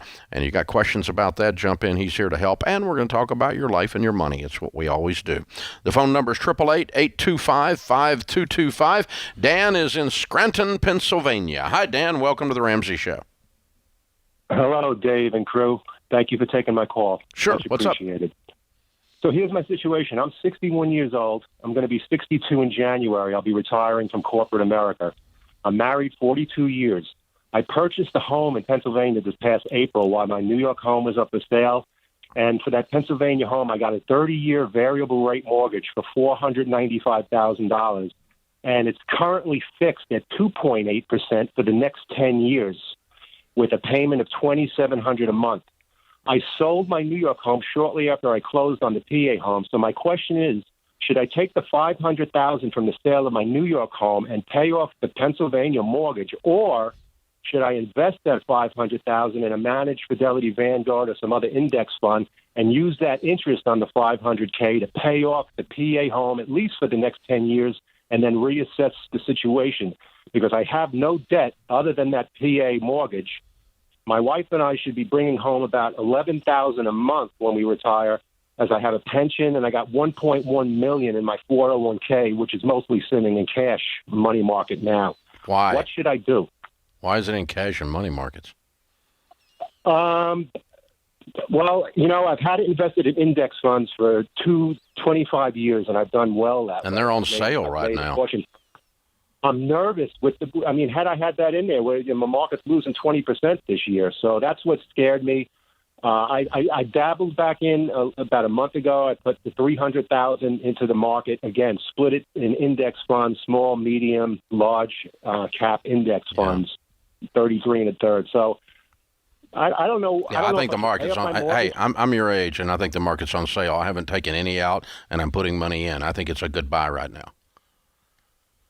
So you can do what you want to do, but I wouldn't have $1.1 million sitting on the sidelines making no money. That'd drive me nuts. Now, what about the mortgage? I pay it off tomorrow.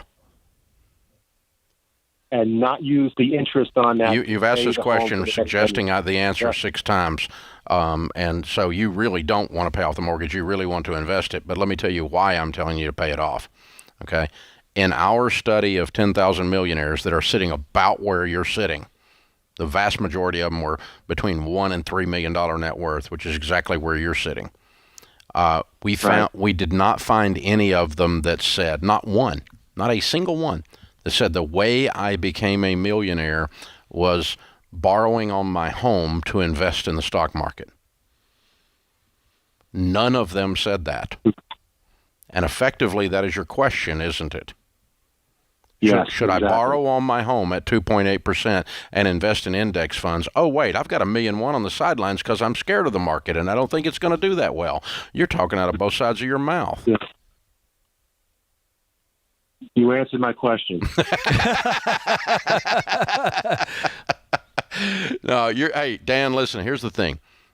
If I were in your shoes, and I am in the sense that we're about the same age, I would be 100% debt-free, and I'd get back in the market with the other money, and you're going to have a great life. The sense of peace that you have when you have zero debt is not definable with mathematics.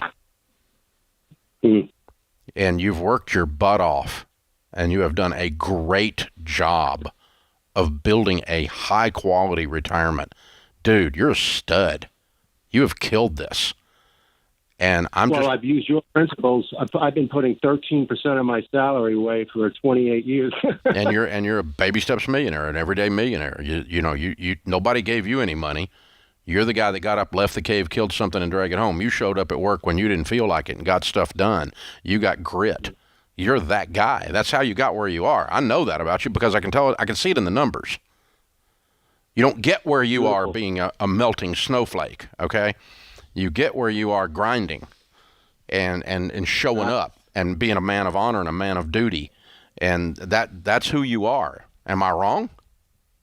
That's what I did. Yeah. And so it wasn't fancy and it wasn't sexy, and all your get-rich-quick friends thought you were slow, but you weren't slow. You kicked all of them's butt because here you sit with probably about a $2 million net worth, give or take, and you did it, man. So I want you to enjoy this season where you've lived like no one else. You've paid a price. Now you get to live and give like no one else. And not having a mortgage while you're on vacation somewhere around the world with your wife, enjoying your 42 years of marriage, it's a different thing, man. And I want that for you. I want that sense of peace, that sense of power.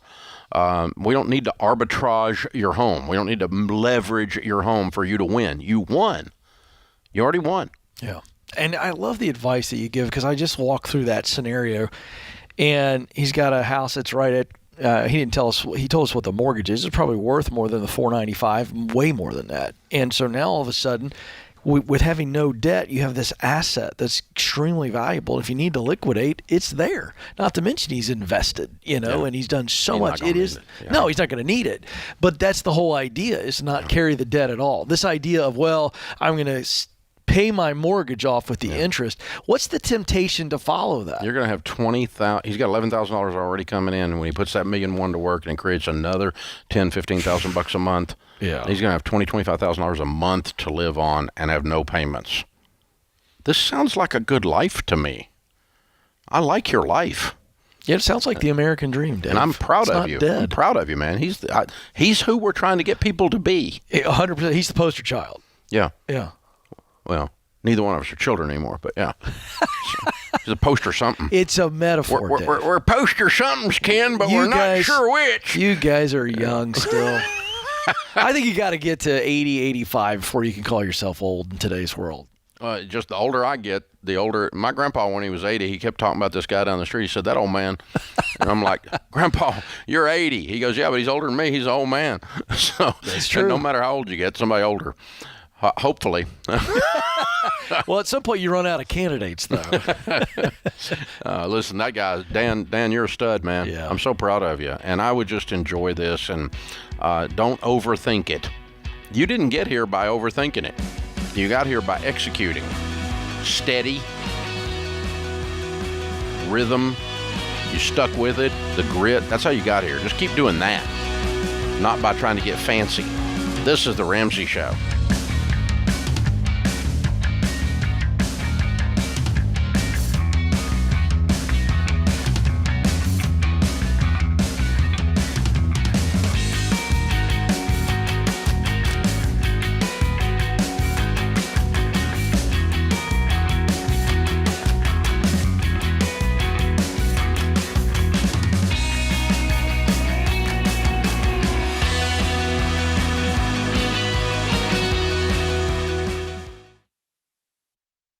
Look, I love real estate, and I want you to have a house, but I don't want a house to have you. That's why you need to get in touch with Churchill Mortgage to make sure you do this right. These guys are awesome. They'll help you get on a smarter mortgage plan because they're committed to doing what's right for you. That means they check in every year with free consultations to help you stay on the right plan. They show you how to save money and interest so you can build wealth faster.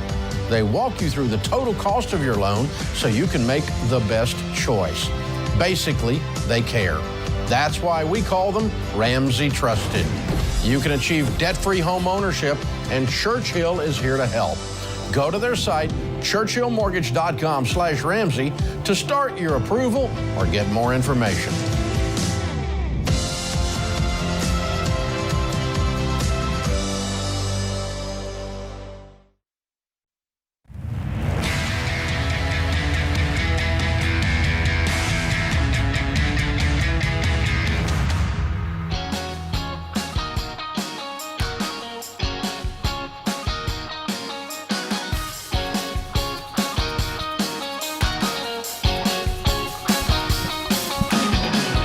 Ken Coleman, Ramsey Personality, is my co-host today. Open phones at 888-825-5225. Guys, we really value the input from people who watch and listen to The Ramsey Show. It helps us know what's important to you, what you like, and the things that we want to change and can change based on your input, we will. And we love hearing from you. We're doing a survey right now. It only takes a few minutes. Obviously, it doesn't cost anything. And those that take it will be in a drawing for a $500 Visa gift card that obviously could be used for anything. That's a pretty nice gift. So go take the survey, and you might be the winner of that. RamseySolutions.com/survey. You can answer the questions on your phone really quick. Won't take but a minute. RamseySolutions.com/survey. Kyle is with us in Montgomery, Alabama. Hey, Kyle, welcome to The Ramsey Show. Hey there, Dave. Hey, Ken. Thanks for taking my call today. Sure. What's up? Well, my wife and I found the baby steps about 4 years ago, and we were fortunate enough to start on baby step 3. Since then, we've taught FPU 2 times, but we are still hesitant to cut up the credit cards and close the accounts.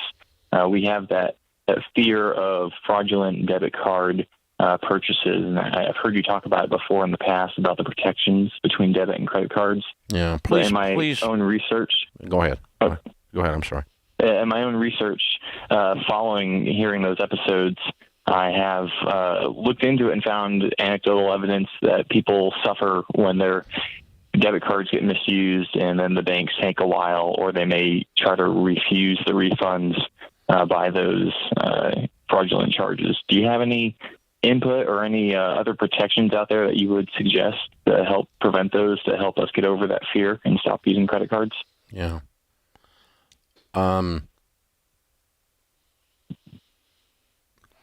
First, I would tell you that if you don't get over the fear, you should not lead Financial Peace University,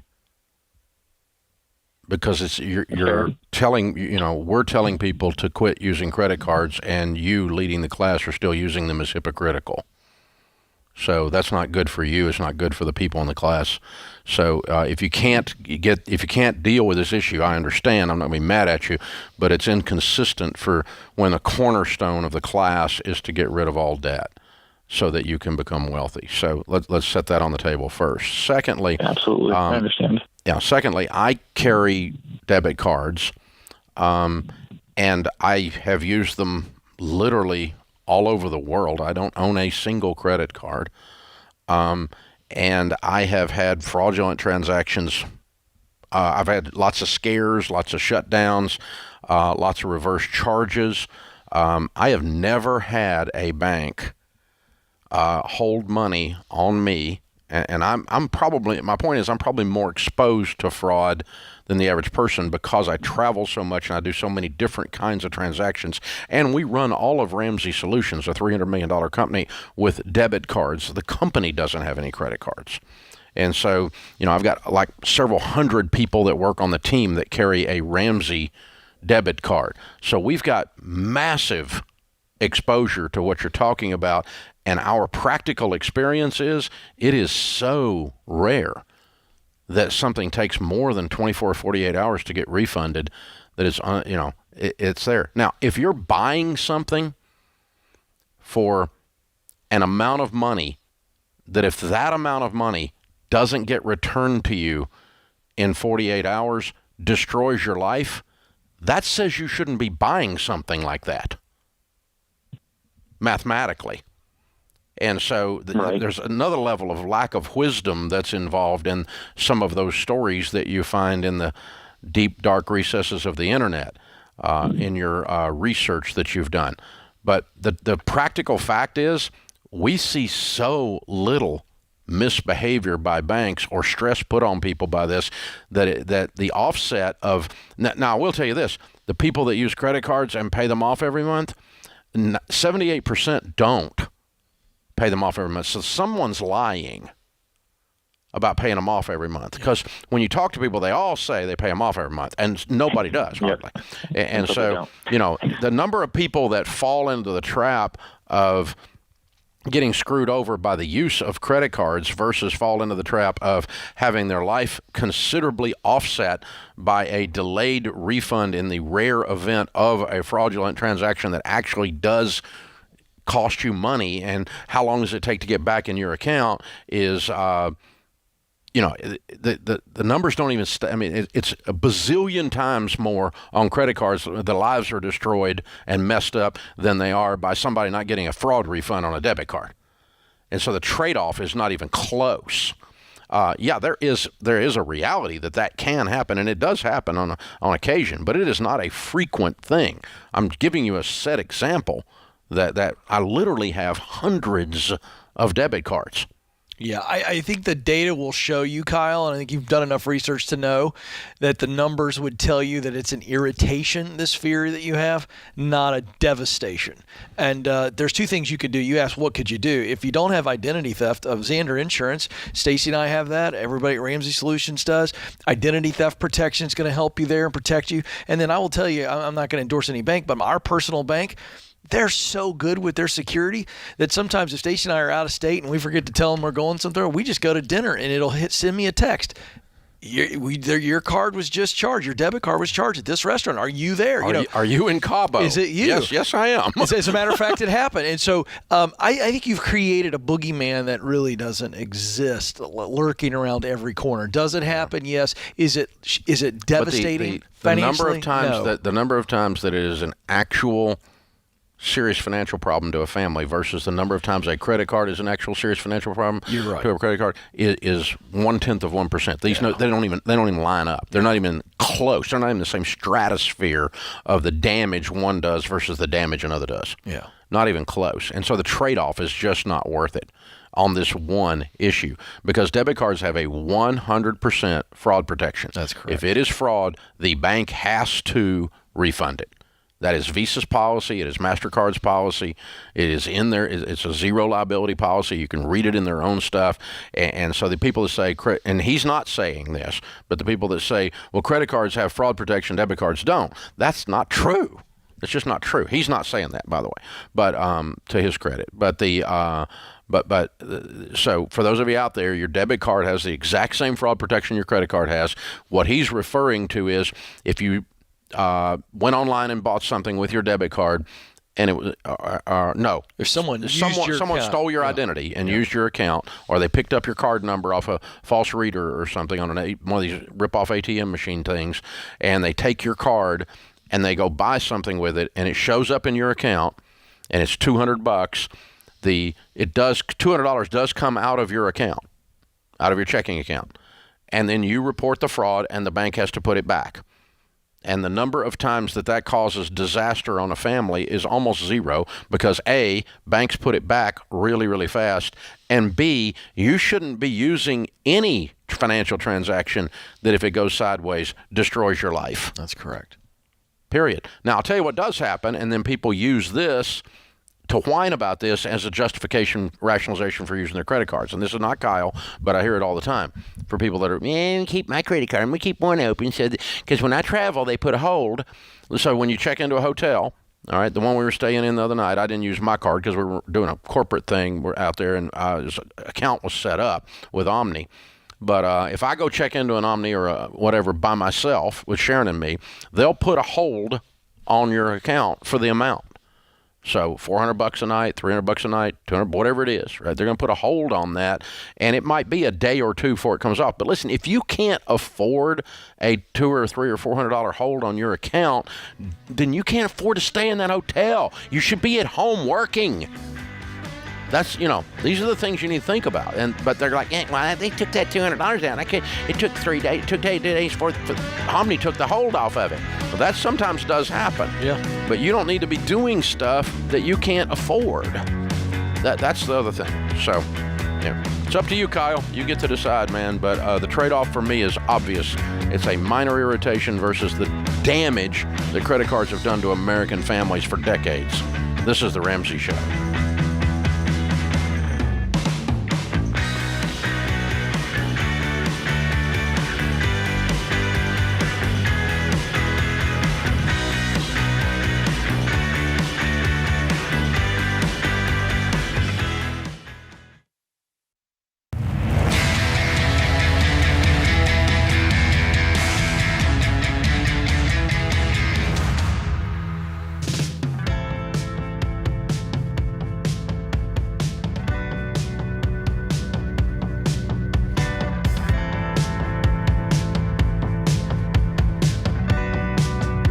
Ken Coleman, Ramsey personality, best-selling author of the book Paycheck to Purpose, is my co-host today as we talk to you about your careers, your jobs, your life, and your money. Jump in if you want to talk. The phone number is 888-825-5225. Christopher is with us. He is in St. Cloud, Minnesota. Hi, Christopher. How are you?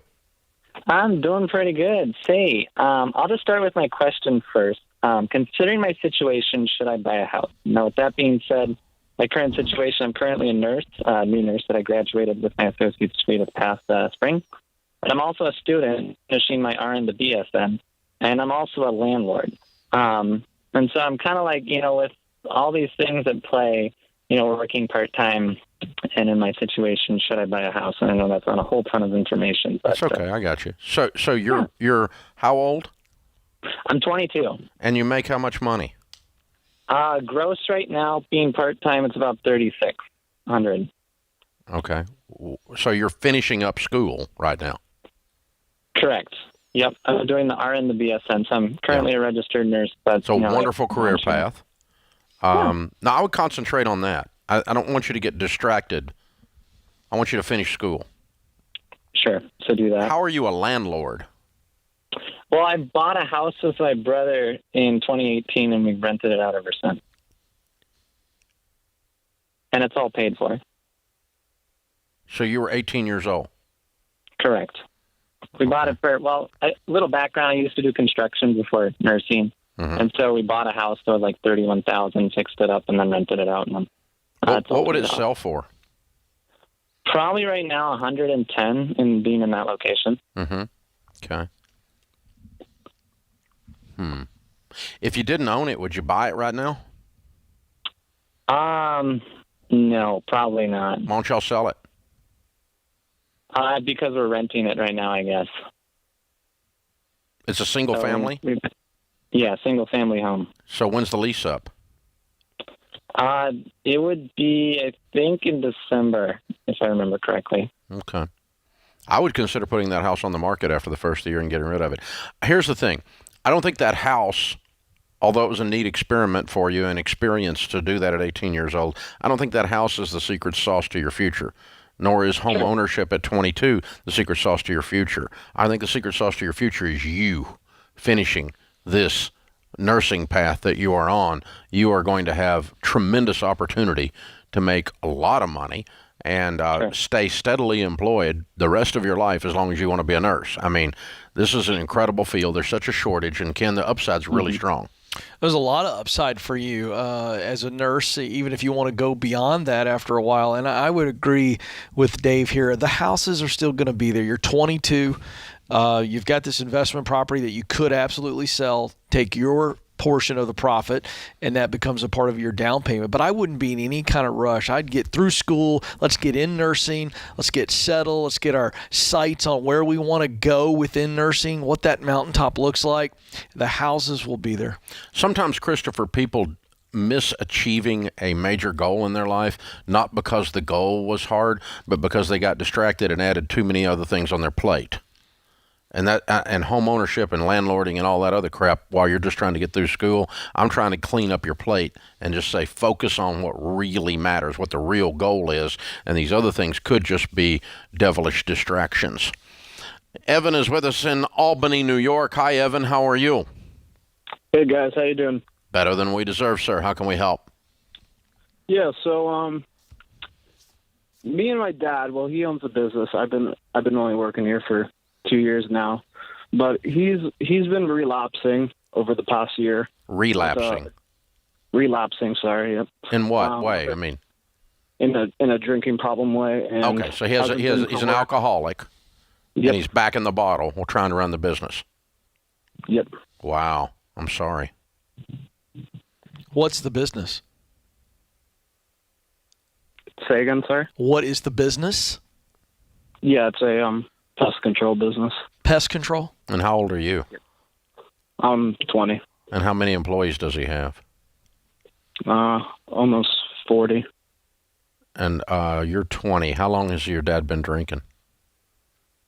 On and off for the past 15, 20 years. Your whole life? Yeah. And you've been running around trying to clean up his messes your whole life?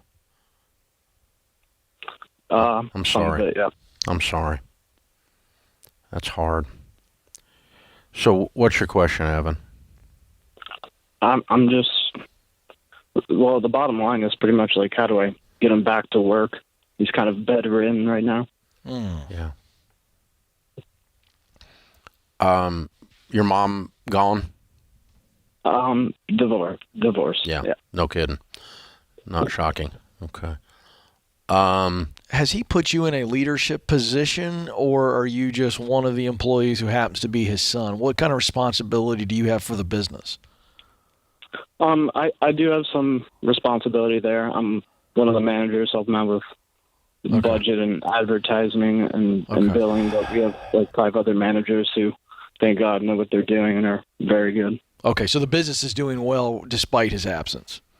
Evan, Yes, let me tell you. problems Let's coming. just stop. Let's just stop. Okay. The advice I'm going to give you is going to be very hard to hear. Are you ready to hear it?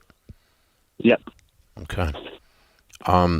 There's a whole syndrome around adult children of alcoholics.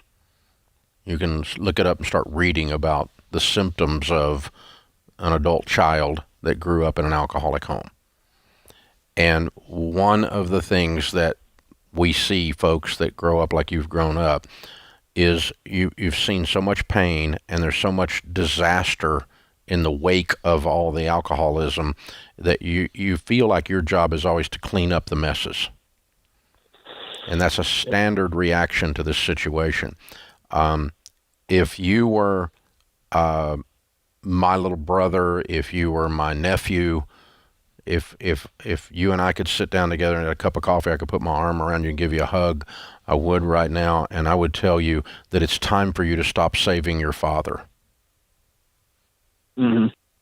He's going to have to do that himself. You can do that as a loving son from a distance, but if I were you, I would go get a job somewhere else and build a life somewhere else, and from a position of strength emotionally and spiritually begin to do some healing from what all you've been through.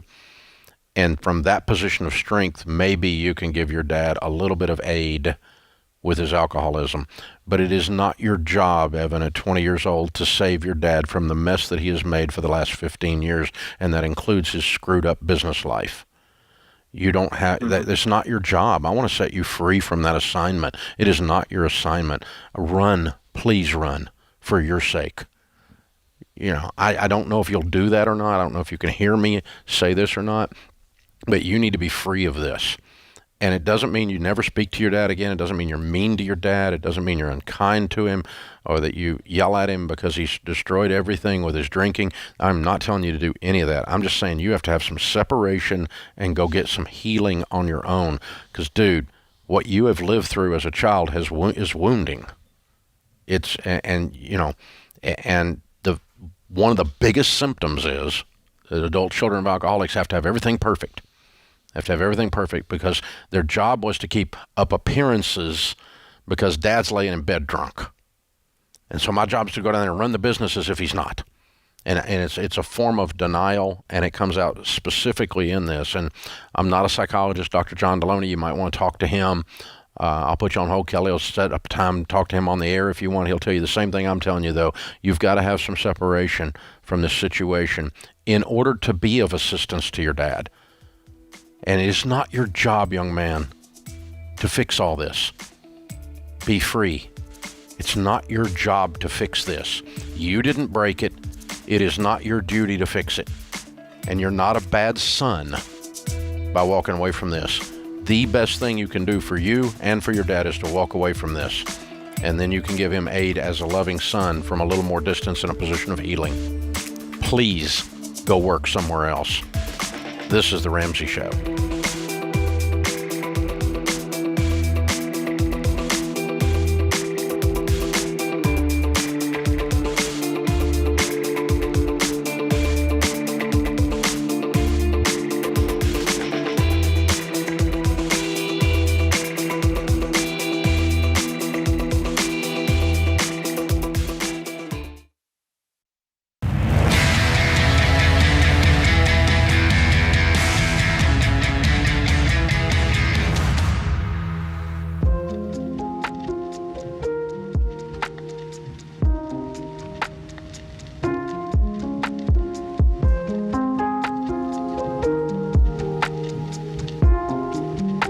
Our scripture of the day, 1 Peter 1:13. Therefore, prepare your minds for action, keep sober in spirit, fix your hope completely on the grace to be brought to you at the revelation of Jesus Christ.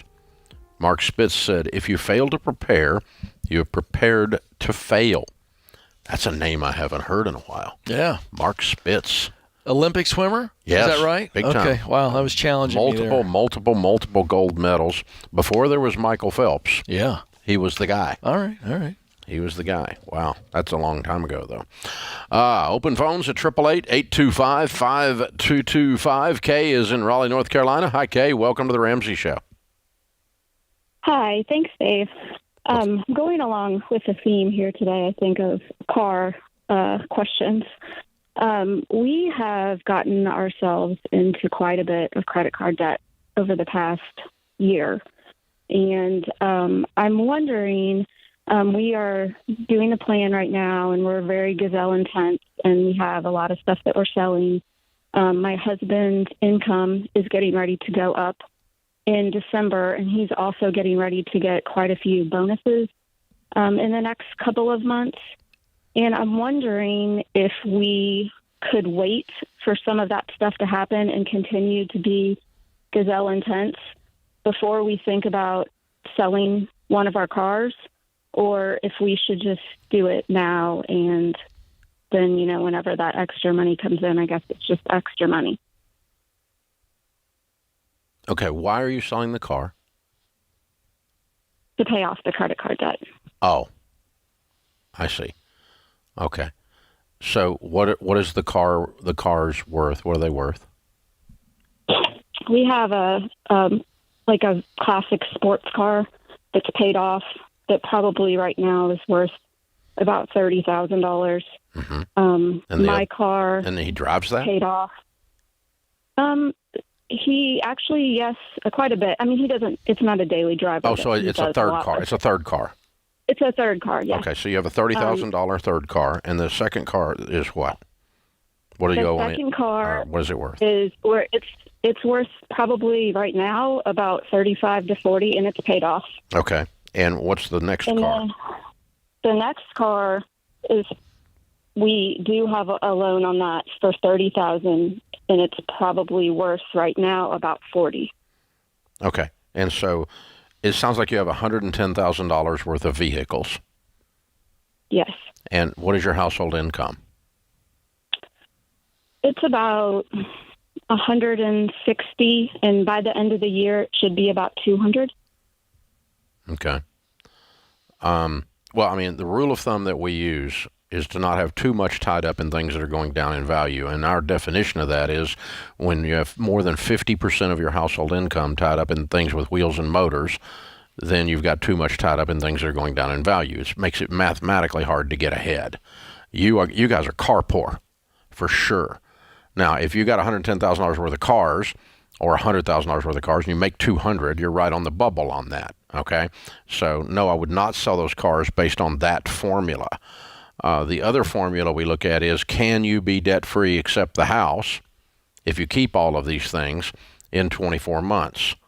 So you have $50,000 in credit card debt, and you have $30,000 in car debt. That's $80,000. What other debt do you have not counting your house? Nothing. Okay. So can you pay off $80,000 in 24 months? Yeah, you probably can. So if you love these cars, I would keep them. But I also want you guys to look at each other and go, we were right on the bubble on stupid, and we don't need to get up on this bubble again. Okay. Because you don't get rich buying cars. No. And you guys have invested a large chunk of your lives in cars. And so they're right on the bubble, and if you love all three of the cars and you want to hold them, you're going to be in a position shortly to have kept them, and that makes sense mathematically. But you really have to address your addiction to automobiles because you're going to struggle if you don't. That's the whole process. So, hey, but you're right there. I'm with you. I would probably keep them, and I'd probably pay them all off. But the only caveat is just go, if we hadn't had these big raises, we'd be selling some stuff. Oh, yeah, and they're still going to have to hustle. Yep. They're going to have to get after this. I like classic cars in this situation. I was surprised a little bit, not at your philosophy, but I'd move one of those cars. If the classic car means a lot to the guy, I would downgrade in my everyday driver to be able to pay off the classic car. That's me. I would want to but I want to fast forward everything. Yeah. I don't want to struggle when I can make one transaction. You got $80,000 and you got 24 months. Yeah. So you're going to do beans and rice in order to keep these cars. Is it really worth it? To me, it's not. What happens a lot of times is when people get into that, they get about 6 months into it and they go, screw it, sell the car. That's right. You're right. They end up at that conclusion. Yeah. Because right now in this conversation, we love these cars. Oh, yeah. But once you start figuring out, this is killing me. I'm having to live on nothing. I make $200,000 a year. I'm living on nothing. These cars own me. Yeah. And you'll dump one of them then. Yeah, I agree. That's what'll happen. Yeah. But it doesn't always happen. But it can. Up next is James in Knoxville. Hi, James. Welcome to the Ramsey Show. How's it going? Better than I deserve. What's up? So I have a camper that I have been going back and forth with my wife on. I feel like we should sell the camper. I don't feel like it is a bill that we need to keep paying on every month. How much do you owe on it? It's about $25,000. What will it sell for? Man, prices have gone up on everything. I think I could probably get $35,000 for it. Okay. And what's your household income? $65,000. Sell the camper. That's what I feel like, but trying to convince my wife is a bit tough. Yeah. With what you're spending on this camper, you can stay in the freaking Ritz. Yeah. Yeah. And they'll let you sleep in a sleeping bag out on the balcony if you want. If it'll make you feel better. I don't think that's true. And the other thing, too, is, you got to pay for, diesel fuel to get where you're going. You got to pay to stay there. So I feel like it's stupid to... You are paying Ritz money for camping. But why does she love it? Why do you think, if she hasn't articulated it, what do you think is the reason she doesn't want to sell it? Well, we talked about it last night, actually. She feels like, our kids are young. Yeah. And if we sell this camper, because we don't have any other debt besides this camper and our mortgage. So, if we get rid of this, I think she feels like she's missing out on, I don't know. Totally get it. All right, so what's your monthly payment to the camper right now? About $425. Yeah. Cast another vision at $425 a month. That's going to be memory after memory after memory, but zero stress. I just think you got to replace her feelings. I understand what she's feeling. I think she's right. Doing stuff with the kids would be really cool. And for $400 a month, you can do a lot of stuff with the kids. And just replace the camper with another vision. Yeah, where are we going to go? I mean, go stay in some rustic cabins. Go do some stuff that other people own, and you don't have to screw with it. It doesn't sit in the backyard going down in value. And it's not. It's the only big payment you have, and so you guys didn't buy a camper. You bought a dream of family time while the kids are little and doing stuff. Mm-hmm. So go live that dream. Ken's right, a different way, and that doesn't involve owning the stupid thing. And I'm not against campers, but honestly, a $25,000 camper when your household income is $60,000 is out of control. That's a lot of money, and so. I wouldn't do that. I wouldn't do it. I mean, you're better off to just spend the money on a hotel, spend the money on rustic cabins, whatever you want to call it, whatever the adventure is, but go on different adventures that are with a similar amount of money being spent and that are accomplishing the goal that she wants to accomplish. I'm not arguing with her goal. I think her goal's valid. Yes. Well, she's a mama, and they want to have some great memories, and you can do that. And I think you should. Yeah, we've done a lot of stuff with our kids as they were growing up, and it's that some of those stories they still talk about them as adults. The stuff we did when they were little, and you got to drag them around and make them uncomfortable. That's part of the program. Yeah, I think you should get the whole family really nice sleeping bags and try that Ritz plan that Dave's talking about. I want to see how that works out. Come on, kids, we're going to the Ritz balcony. All right, smart aleck. Ken Coleman, James, Ben, Zach, and Austin, and Kelly in the booth. I am Dave Ramsey, your host. We'll be back with you before you know it. In the meantime, remember, there's ultimately only one way to financial peace, and that's to walk daily with the Prince of Peace, Christ Jesus. Dave here. We just launched a brand new audience survey for The Ramsey Show, and we'd love your feedback. You could be entered to win a $500 Visa gift card. No purchase necessary. Take the survey at RamseySolutions.com/survey.